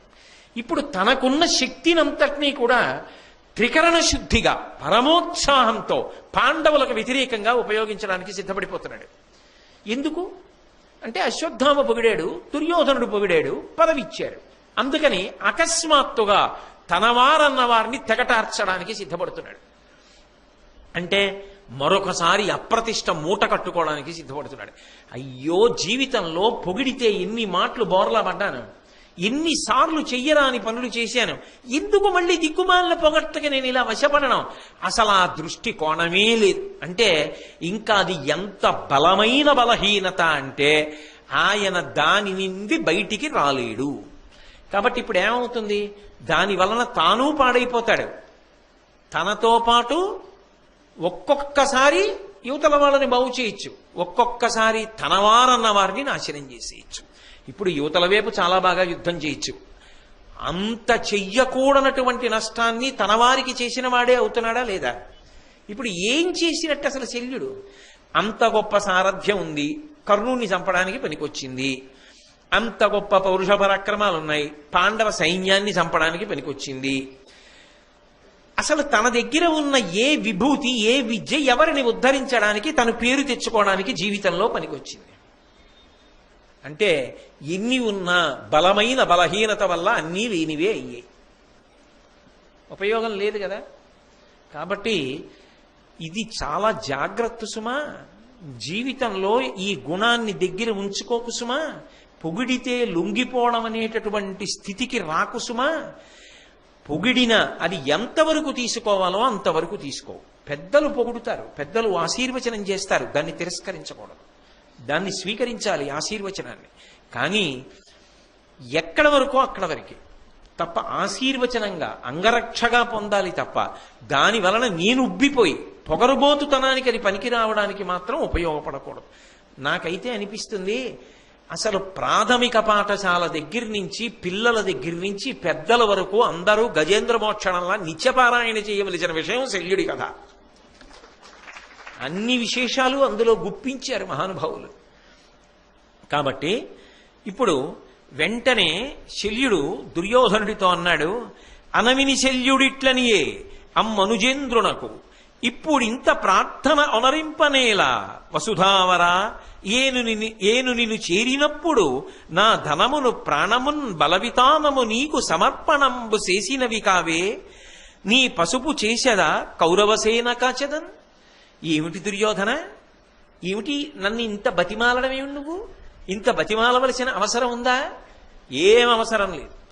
ఏనాడు నీ పక్షాన్ని నేను వహించానో ఆనాడే నా వారు, నా ధనం, నా బిడ్డలు, నా సైన్యం, నా పరాక్రమం, నా ప్రాణములు నీ కొరకే, కాబట్టి తప్పకుండా యుద్ధం చేస్తాను. అలా ఇలా యుద్ధం చేయను, కాబట్టి బెంగపెట్టుకోకు, విజయం నీదే. వెంటనే అక్కడ ఉన్నటువంటి బ్రాహ్మణోత్తముల్ని పిలిచాడు. ఆ పట్టబంధం అని ఒక ప్రత్యేకమైనటువంటి అలంకారం, ఆ పట్టబంధం వేసి సరస్వతీ నదీ జలాల్ని కలశలతో తెప్పించి శల్యుణ్ణి పట్టాభిషిక్తుణ్ణి చేసి సర్వసైన్యాధిపతిగా నియామకం చేశాడు. ఇంత చేసేటప్పటికి పొంగిపోయాడు. ఇప్పుడు కొత్త పదవి వచ్చింది. కురుక్షేత్ర సంగ్రామంలో కౌరవుల వైపు సర్వసైన్యాధిపత్యం, దాని ఆయన జన్మలో ఊహించలేదు. అంతే. ఇంకా పొంగు ఎలా ఉంటుంది అంటే, తనవారు అయ్యో వాళ్ళని చంపడం ఏమిటి, ఇదేం లేదు, ఇంకా ఊచకోత కోసేస్తానన్నాడు అంతే అని. గంగానందును పోటు మెచ్చక గురుంకాదం రాధాతనూజుంకీడాడుచు ఈతడెవ్వడుకో ఎంచును శల్యుడే అట్టివానింకయ్యంబుల మున్నుగానమనచు వే భంగులం చూపరెల్లం కీర్తింప ధనుక్కళా నిపుణ లీలాఖేలతం చూపెదన్. ఓ దుర్యోధన, నా పరాక్రమం ఏమిటో చూద్దుగానివి. ఇప్పుడు నేను యుద్ధానికి బయలుదేరతాను. నేను యుద్ధానికి బయలుదేరి యుద్ధం చేస్తుంటే నా యుద్ధాన్ని చూసిన వాళ్ళందరూ ఏమంటారో తెలుసా? భీష్మాచార్యుడితో పోల్చడం కుదురుతుందా ఈయన్ని? ద్రోణుడితో పోల్చడం కుదురుతుందా ఈయన్ని? కర్ణుడితో పోల్చచ్చా? అలా పోల్చడం కుదరదే. ఆ ముగ్గురి కన్నా శల్యుడే గొప్పవాడు అని నేను ఇక్కడ ఉన్నవాళ్ళు కాదు, దేవతలందరూ కూడా అనుకునేటట్టుగా ఎలా యుద్ధం చేస్తానో చూడు. మామూలు యుద్ధం కాదు, భయంకరమైనటువంటి యుద్ధం చేసి ధనస్సు యొక్క కళా నైపుణ్యం ఏమిటో లోకానికి వెల్లడి చేస్తాను. అటువంటి యుద్ధం చేస్తాను, మాటిస్తున్నాను. పాండవులు నా ఎదురుగుండా వచ్చి నిలబడి యుద్ధం చేస్తే తలలు తెగిపోతాయి. వెన్నిచ్చి పారిపోయారా, బ్రతికారు. కాదని నిలబడ్డారా, ప్రాణములతో వెనక్కెళ్లరు. అటువంటి యుద్ధం చేస్తాను చూడని ప్రమాణం చేశాడు. అయితే శల్యుడు అంత యుద్ధం చేయగలడా? అంత శక్తివంతుడా? మీకు ఆ అనుమానం ఏమైనా ఉంటుందేమో. అంటే ఒక్కటి గుర్తుపెట్టుకోండి, నిజంగా అంత యుద్ధం చేశాడు అనుకోండి శల్యుడు, అంత శక్తివంతుడు అనుకోండి, పైకి ఎంత కీర్తింపబడినట్టు కనపడతాడో అంత దారుణమైన పని చేస్తున్నాడని గుర్తు. తన శక్తి దేనికి పనికొచ్చిందంటే తనని నమ్ముకున్న వారిని చంపడానికి పనికొచ్చింది. తనవారన్న వారిని చంపేస్తున్నాడు, ధర్మ పక్షపాతుల్ని చంపేస్తున్నాడు, ధర్మాత్ముల్ని చంపేస్తున్నాడు. ఇది కట్టి కుడుపుతుందా? అపకీర్తి తెస్తుందా? కీర్తి తెస్తుందా జీవితంలో? ఇంత దారుణమైన పనికి ఒడికట్టాడు. ఒడికట్టి యుద్ధం చేస్తాను, ఇక రేపు పొద్దున్న మనం యుద్ధానికి బయలుదేరదాం అన్నాడు. వెంటనే గూఢచారులు ఎప్పుడూ తిరుగుతూ ఉంటారు. వాళ్ళు గబగబా వెళ్ళి పాండవ శిబిరంలో ధర్మరాజు గారికి వర్తమానం అందజేశారు. వాళ్ళు మంచి వేడుకలో ఉన్నారు, కర్ణుడు మరణించాడని. ధర్మరాజు గారు గబగబా వెళ్ళి కృష్ణ పరమాత్మతో చెప్పారు, కృష్ణ, శల్యుణ్ణి సర్వసైన్యాధిపతిగా పట్టాభిషేకం చేశాట, మనం ఏం చెయ్యాలని అడిగాడు.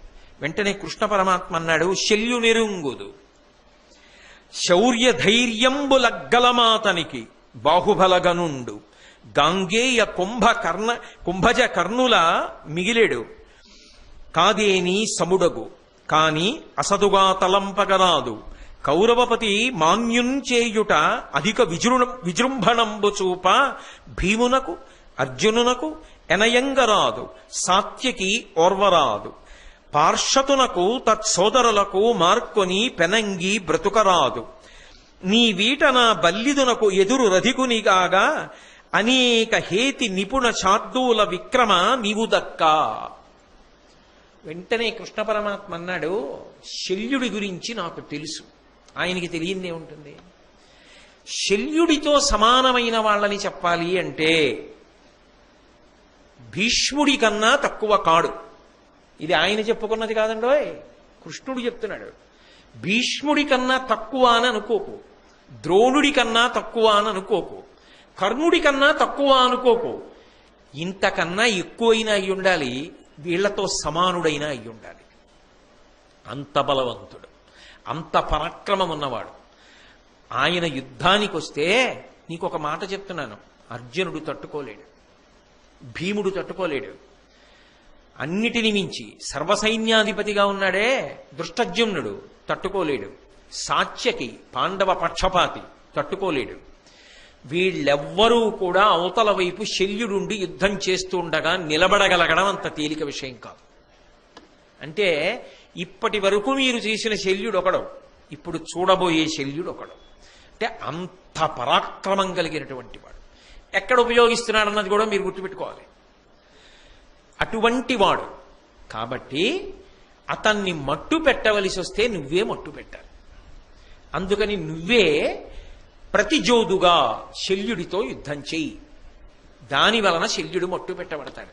ఈ మాట కృష్ణుడు చెప్పచ్చా? అసలు అర్జునుడే వద్దు, భీముడొద్దు, దృష్టజ్యుమ్నుడొద్దు, సాత్యకి వద్దు, భీష్మద్రోణ కర్ణాదులతో సమానుడు, అధికుడు లేదా సమానుడు, అంతకన్నా తక్కువ మాత్రం కాదు. అటువంటి వాడు సుమ అంటున్నవాడి మీదకి ధర్మరాజుని పంపిస్తున్నాడు. ధర్మరాజు తట్టుకోగలడా? అర్జునుడి కన్నా గొప్పవాడా, భీముడి కన్నా గొప్పవాడా? అదేమిటది? కృష్ణుడు ఎందుకు అలా చెప్పాడు అంటే కృష్ణుడి మంత్రాంగం వేరు. భీముణ్ణి చూశాడనుకోండి రెచ్చిపోతాడు శల్యుడు. ఎందుకంటే ఆయనకి విలువిద్యే కాదు, గదా విద్య కూడా వచ్చు. అలా యుద్ధం చేస్తాడు. అలాగే అర్జునుణ్ణి చూశాడనుకోండి అలా బాణములు కుప్పించేస్తాడు. అర్జునుడిని పడగొట్టానన్న కీర్తి సంపాదించాలి. ఇప్పుడు తెగించి యుద్ధం చేసేసేవాడితో కష్టం. అలా అర్జునుడి మీద పడిపోతాడు. సాత్యకిని పడగొట్టేస్తాడు. అలాగే దృష్టజ్యుమ్నుడిని పడగొడతాడు. కాబట్టి వీళ్ళొద్దు. నువ్వైతే ఒక్క శంక ఉంటుంది అతనికి. ఏమిటో తెలుసా? నువ్వు ఎదురొచ్చావే, కూర్చోబెట్టావే, నహుషోపాఖ్యానం విన్నావే, అంత బాగా స్నానం చేయించావే, అంత బాగా అన్నం పెట్టావే, అంత బాగా రథం ఎక్కించి మాట పుచ్చుకున్నావే, పొగట్టలంటే ఇష్టం. నీ ఎందుకు ఇంచిత్ పక్షపాతం? చూస్తూ చూస్తూ నీ మీద రెచ్చిపోడు. రెచ్చిపోకుండా ఉంటే చాలు, చంపచ్చు. రెచ్చిపోతే చాలా కష్టం. ఆ పరాక్రమం సామాన్యం కాదు, అంత ఉద్ధతి కలిగిన వాడు. అందుకని నువ్వే ఉండు ముందంతే. ఇప్పుడు ధర్మరాజంతటి వాడు పాండవ పక్షంలో ఏ స్థితికి వెళ్ళారో తెలుసా అండి? ఈ శల్యుడు వెళ్ళిపోతే చాలు. అంటే ఎంత పెద్ద సమస్య సృష్టించాడో చూడండి పాండవ పక్షానికి అని యుద్ధానికి బయలుదేరుతున్నారు. బయలుదేరుతుంటే ఆయన ఒక మాట చెప్పాడు. నీకు మేనమామ కదా అని చెప్పి నువ్వు ఉపేక్ష వహిస్తావేమో, ఆయన్ని చంపితే బాగుంటుందా అనుకుంటావేమో. అలా అనుకున్నావో గెలవలేవు. ఇంకొక మాట చెప్పనా?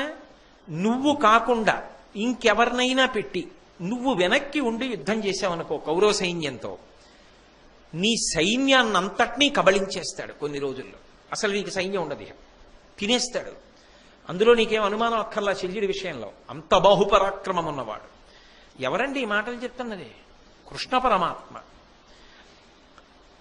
ఒరులైన పెక్కు దినముల బొరిగొను నీ బలము నెల్ల బోరిబోవ అతండరిభంజన నీవైనన్ పరమోత్సాహమున నిల్లి పడవైతనిన్.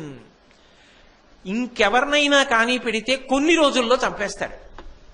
నువ్వైతే కొన్ని రోజుల తర్వాత చంపుతానన్నది సుమా. ఇవాళే చంపేయాలి శల్యుణ్ణి. ఇవాళ తప్ప ఇంకొక రోజు బ్రతికినా నీ వాళ్ళన్న వాళ్ళని చాలా మందిని తీసేస్తాడు.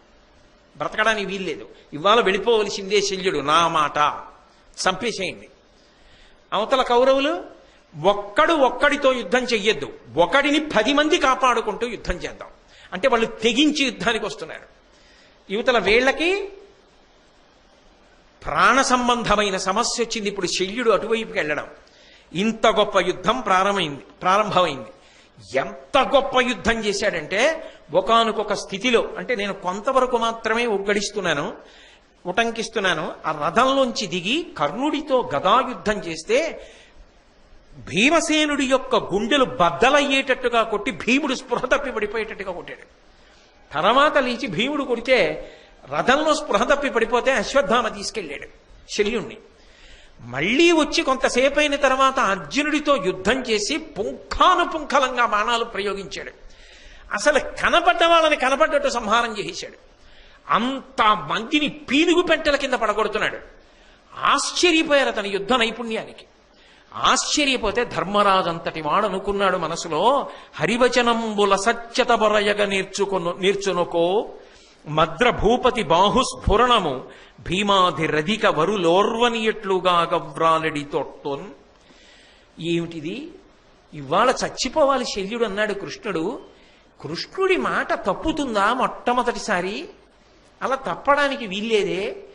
భీమార్జునులంతటి వారు కూడా ఇతనితో యుద్ధం చేయడానికి భయపడవలసిన స్థితి దాపురించింది. ఇంత గొప్పగా విజృంభించి యుద్ధం చేస్తున్నాడు అనుకున్నారు. దేవతలందరూ, దేవతలు కాదు, దేవతలు, యక్షులు, కిన్నెరులు, కింపురుషులు, మునులు అందరూ ఆకాశంలో వచ్చి నిలబడ్డారు శల్యుడు యుద్ధం చేస్తుంటే.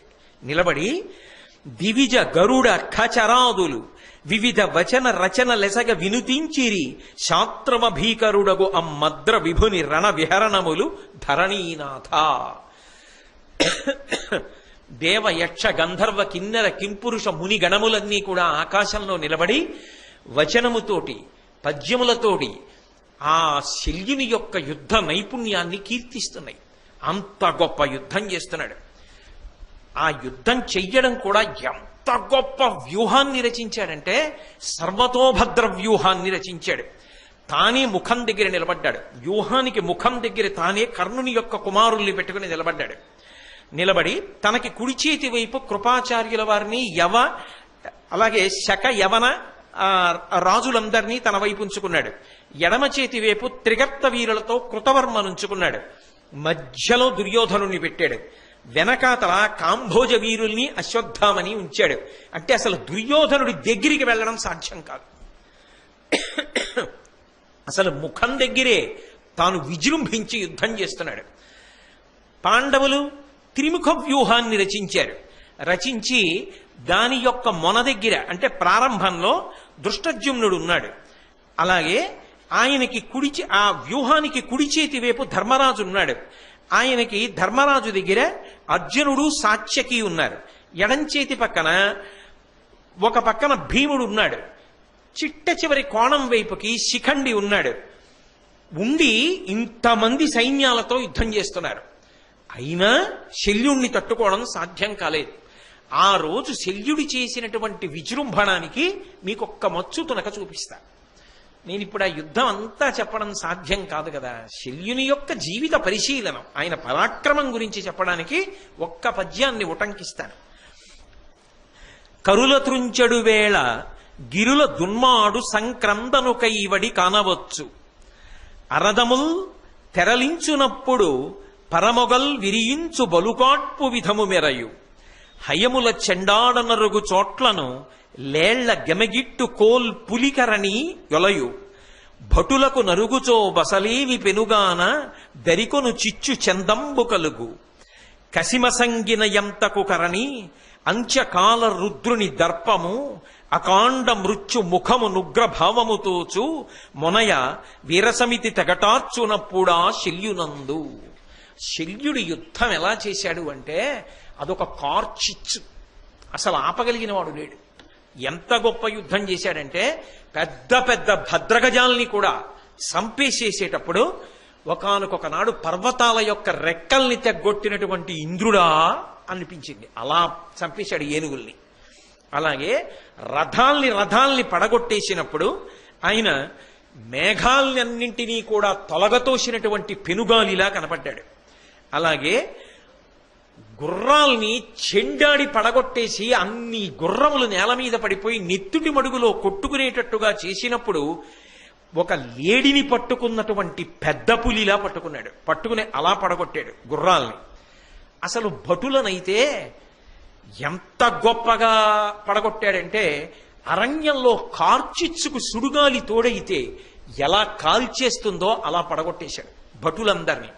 ఆ రోజు శల్యుడి యొక్క ముఖంలో ఎంతమంది కనబడ్డారు అంటే బాగా విపరీతమైనటువంటి కసితో ఉన్న యమధర్మరాజు గారి ముఖము యొక్క క్రౌర్యం ఎలా ఉంటుందో, అలాగే అంత్యకాలంలో అంటే మహాప్రళయం చేసేటప్పుడు రుద్రుని యొక్క ముఖంలోని తేజస్సు ఎలా ఉంటుందో, అలాగే అకాలంగా అకస్మాత్తుగా వచ్చేస్తోందనుకోండి మృత్యువు, అప్పుడు ఆ మృత్యువు ఎంత భీకరంగా వస్తుందో అటువంటి బీభత్సమైనటువంటి కళ ఇవి ఆ శల్యుడి యొక్క ముఖంలో దీప్తితో ప్రకాశిస్తున్నాయి. అంటే కన్నెత్తి చూడ్డానికి వీల్లేదు, అంత అరివీర భయంకరంగా ఉన్నాడు.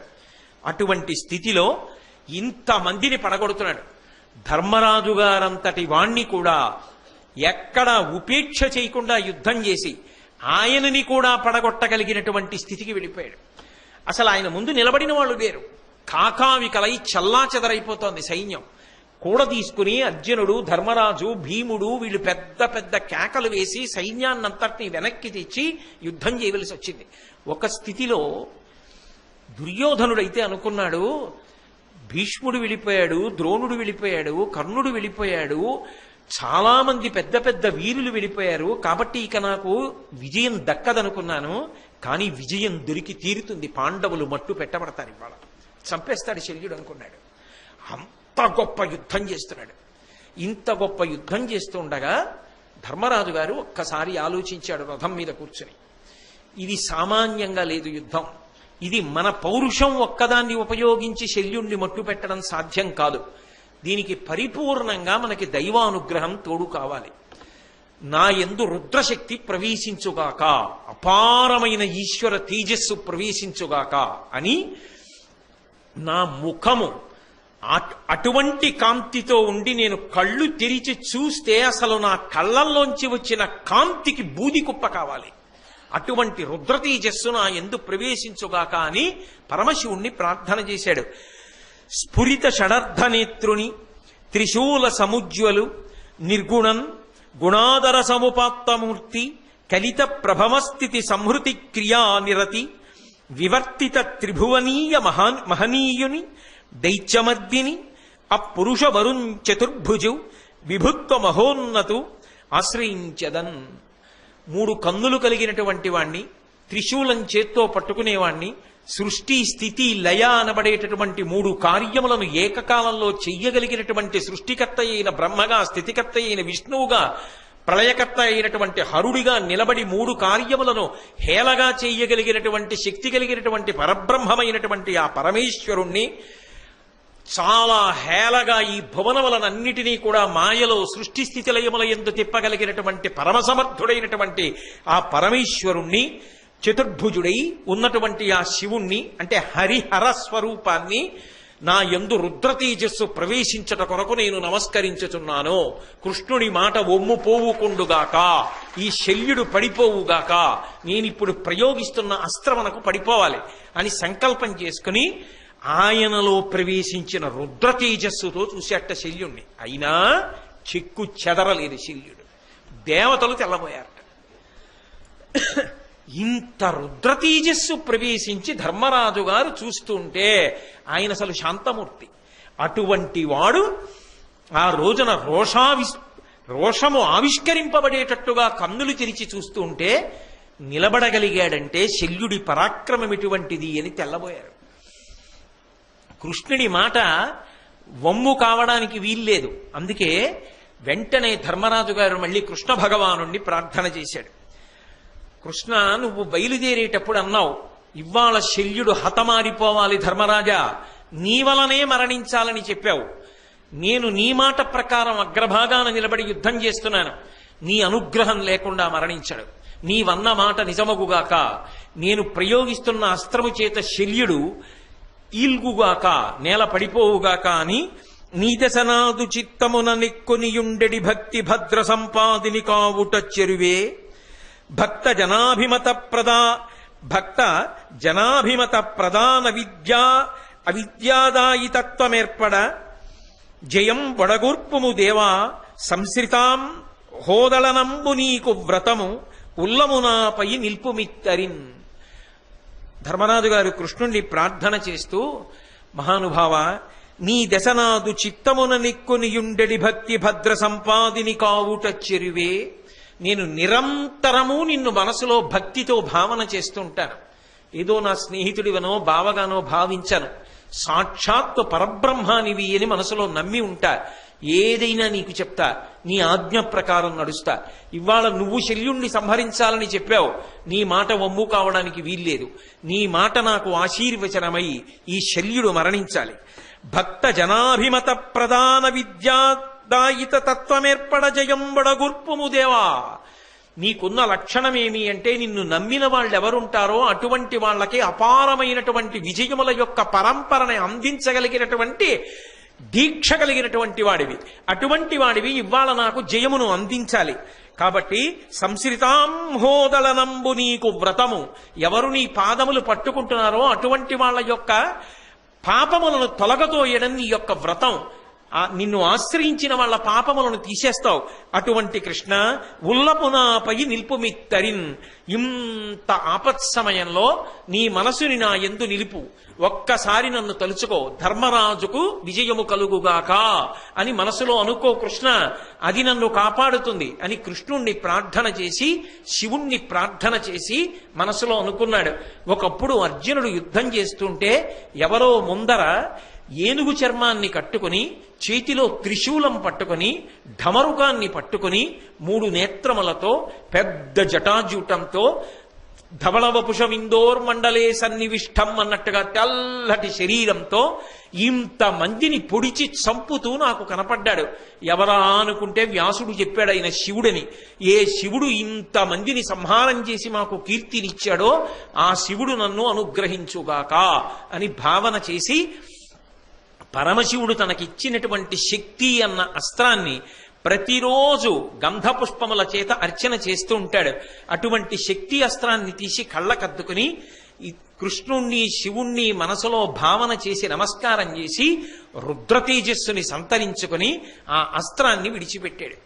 విడిచిపెట్టగానే మహోగ్రమైనటువంటి రూపంతో మీద పడడానికి వస్తున్నటువంటి ఆ శల్యుడి యొక్క గుండెల్ని చీల్చి కవచాన్ని భేదించి అది యువతల వైపు నుంచి బయలుదేరి వీపులోంచి పైకొచ్చి భూమిలోకి గుచ్చుకుపోయింది. వెంటనే కన్నుల వెంట ముక్కుల వెంట చెవుల వెంట నెత్తుటి ధారలు కాల్వలు కట్టి ప్రవహిస్తూ ఉండగా నేల మీద బోర్లా పడిపోయాట. ఆ పడిపోయినప్పుడు ఎలా కనపడిందన్నారంటే అప్పటిదాకా హవిస్సులు బుచ్చుకున్నటువంటి అగ్నిహోత్రము పూర్ణాహుతైపోయిన తర్వాత అణగిపోతే తేజస్సు ఉపసంహారమైపోయి జ్వాల అణిగిపోయిన అగ్నిలా ఉన్నట్ట. శల్యుడు నేల మీద పడిపోయాడు. అమ్మయ్యా శల్యుడు మరణించాడు అనుకునేటప్పటికీ ఆయన సోదరులు బయలుదేరారు. వెంటనే ధర్మరాజు గారు అదే తేజస్సుతో వాళ్ళందరినీ సంహరించాడు. ఆ కృష్ణ పరమాత్మ మాట వలన నేను ముందు నిలబడ్డాను కాబట్టి సరిపోయింది. వీళ్ళు కాకుండా ఎవరైనా నిలబడి ఉంటే ఎంత ప్రమాదం జరిగి ఉండేది. నిజంగా శల్యుని యొక్క విజృంభణం ఇంత ప్రమాదకరమైంది కదా అని చెప్పి చివరికి పాండవులందరూ పరమ సంతోషాన్ని పొందారు. కౌరవ సైన్యాలన్నీ కూడా నీరసపడ్డాయి. ఇక మనకి సర్వసైన్యాధిపత్యానికి ఎవరు మిగిలేరని చాలా బాధపడుతూ ఆఖరి ఆశ కూడా ఆవిరైపోయిందని దుర్యోధనుడు తన సైన్యాల్ని తీసుకుని చీకటి పడిందని వెనక్కి వెళ్ళాడు. పాండవులు పరమ సంతోషంతో వెనక్కి తిరిగి తమ శిబిరాల్ని చేరుకున్నారు. వేళ దాటిపోయింది కాబట్టి యుద్ధానికి. ఆ విధంగా శల్యుడు మహాభారతంలో ఒక అద్భుతమైనటువంటి స్థానాన్ని పొందాడు. ఎలా అంటే ఆయనని మించిన సారథి కృష్ణ పరమాత్మ తప్ప వేరొకడు లేడు. అంత గొప్ప గదా విద్య తెలిసున్నవాడు, అంత గొప్ప విలువిద్య తెలిసున్నవాడు, అంత భుజశౌర్యమున్నవాడు, అంత పరాక్రమమున్నవాడు. ఎన్ని ఉన్నా ప్రబలమైనటువంటి బలహీనత ఉన్న కారణం చేత శల్యసారథ్యము అని పేరు తెచ్చుకున్నాడు. ఎప్పుడైనా ఎవరినైనా పాడు చేసేటటువంటి ప్రయత్నంలో వాళ్ళని తప్పుత్రోవలో నడిపించిన వాడు ఎవరినైనా సరే ఈ లోకంలో శల్యసారథ్యం వహించాడురా అంటారు. అంటే ఎంతకాలము కీర్తి భూమి మీద ఉంచుకుంటాడో అంతకాలము ఉత్తమ లోకములలో ఉంటాడు. అంటే శల్యుని యొక్క అపకీర్తి శాశ్వతంగా భూమి మీద ఉండిపోయింది. అంటే శల్యుడిలా బ్రతకకుండెదవుగాక. అదే కృష్ణ పరమాత్మ అయితే అవసరం లేకపోయినా సారథ్యం చేసి ఎన్నో సందర్భాలలో పార్థుణ్ణి కాపాడుకున్నాడు. అంత గొప్పగా మానవ జీవితంలో సమన్వయం చేసుకుని అనుష్ఠాన పర్యంతంలోకి తెచ్చుకోవలసినటువంటి అనేక గుణములను అన్యాపదేశంగా ప్రబోధం చేస్తూ పరమాద్భుతమైనటువంటి విశేషములతో అలరారినటువంటి ఈ శల్యుని యొక్క వృత్తాంతాన్ని నాకు పరమేశ్వరుడిచ్చిన శక్తి మేరకు మీకు గత 3 రోజులుగా వివరణ చేశాను. అలాగే పరమాద్భుతమైనటువంటి వృత్తాంతం, మనిషి జీవితంలో నేర్చుకు తీరవలసినటువంటి వృత్తాంతం. అసలు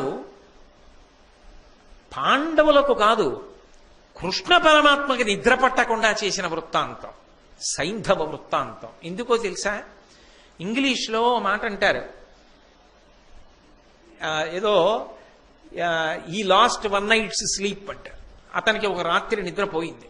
తెలుగులో అయినా నిద్రపోయిందండి దానివల్ల అంటారు. నిద్రపోయిందంటే అంత ఆందోళన. విచిత్రం ఏమిటో తెలుసా?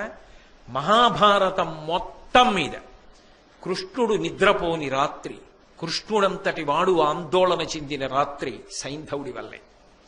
ఆ సైంధవుడెవరు? ఎందుకంత ఉపద్రవం వచ్చింది? మనం తెలుసుకోవలసిన విషయాలు ఏమిటి? మనం జీవితంలో దేని పట్ల జాగ్రత్త వహించాలి? అసలు ఆ పరమాద్భుతమైన వృత్తాంతం ఎంత గొప్పగా ఉంటుంది? భగవంతుణ్ణి నమ్మిన వాడిని ఎలా కాపాడతాడు? ఈ విశేషాల సమాహారంగా సైంధవోపాఖ్యానాన్ని రేపు సాయంకాలం 7 గంటలకి ప్రారంభం చేస్తాను. ఇప్పటితో శల్యోపాఖ్యానం పూర్తయింది. మంగళాశాసన పరై మదాచార్య పురోగమై సర్వైశ్చ పూర్వైరాచార్యై సత్కృతాయాస్తు మంగళం.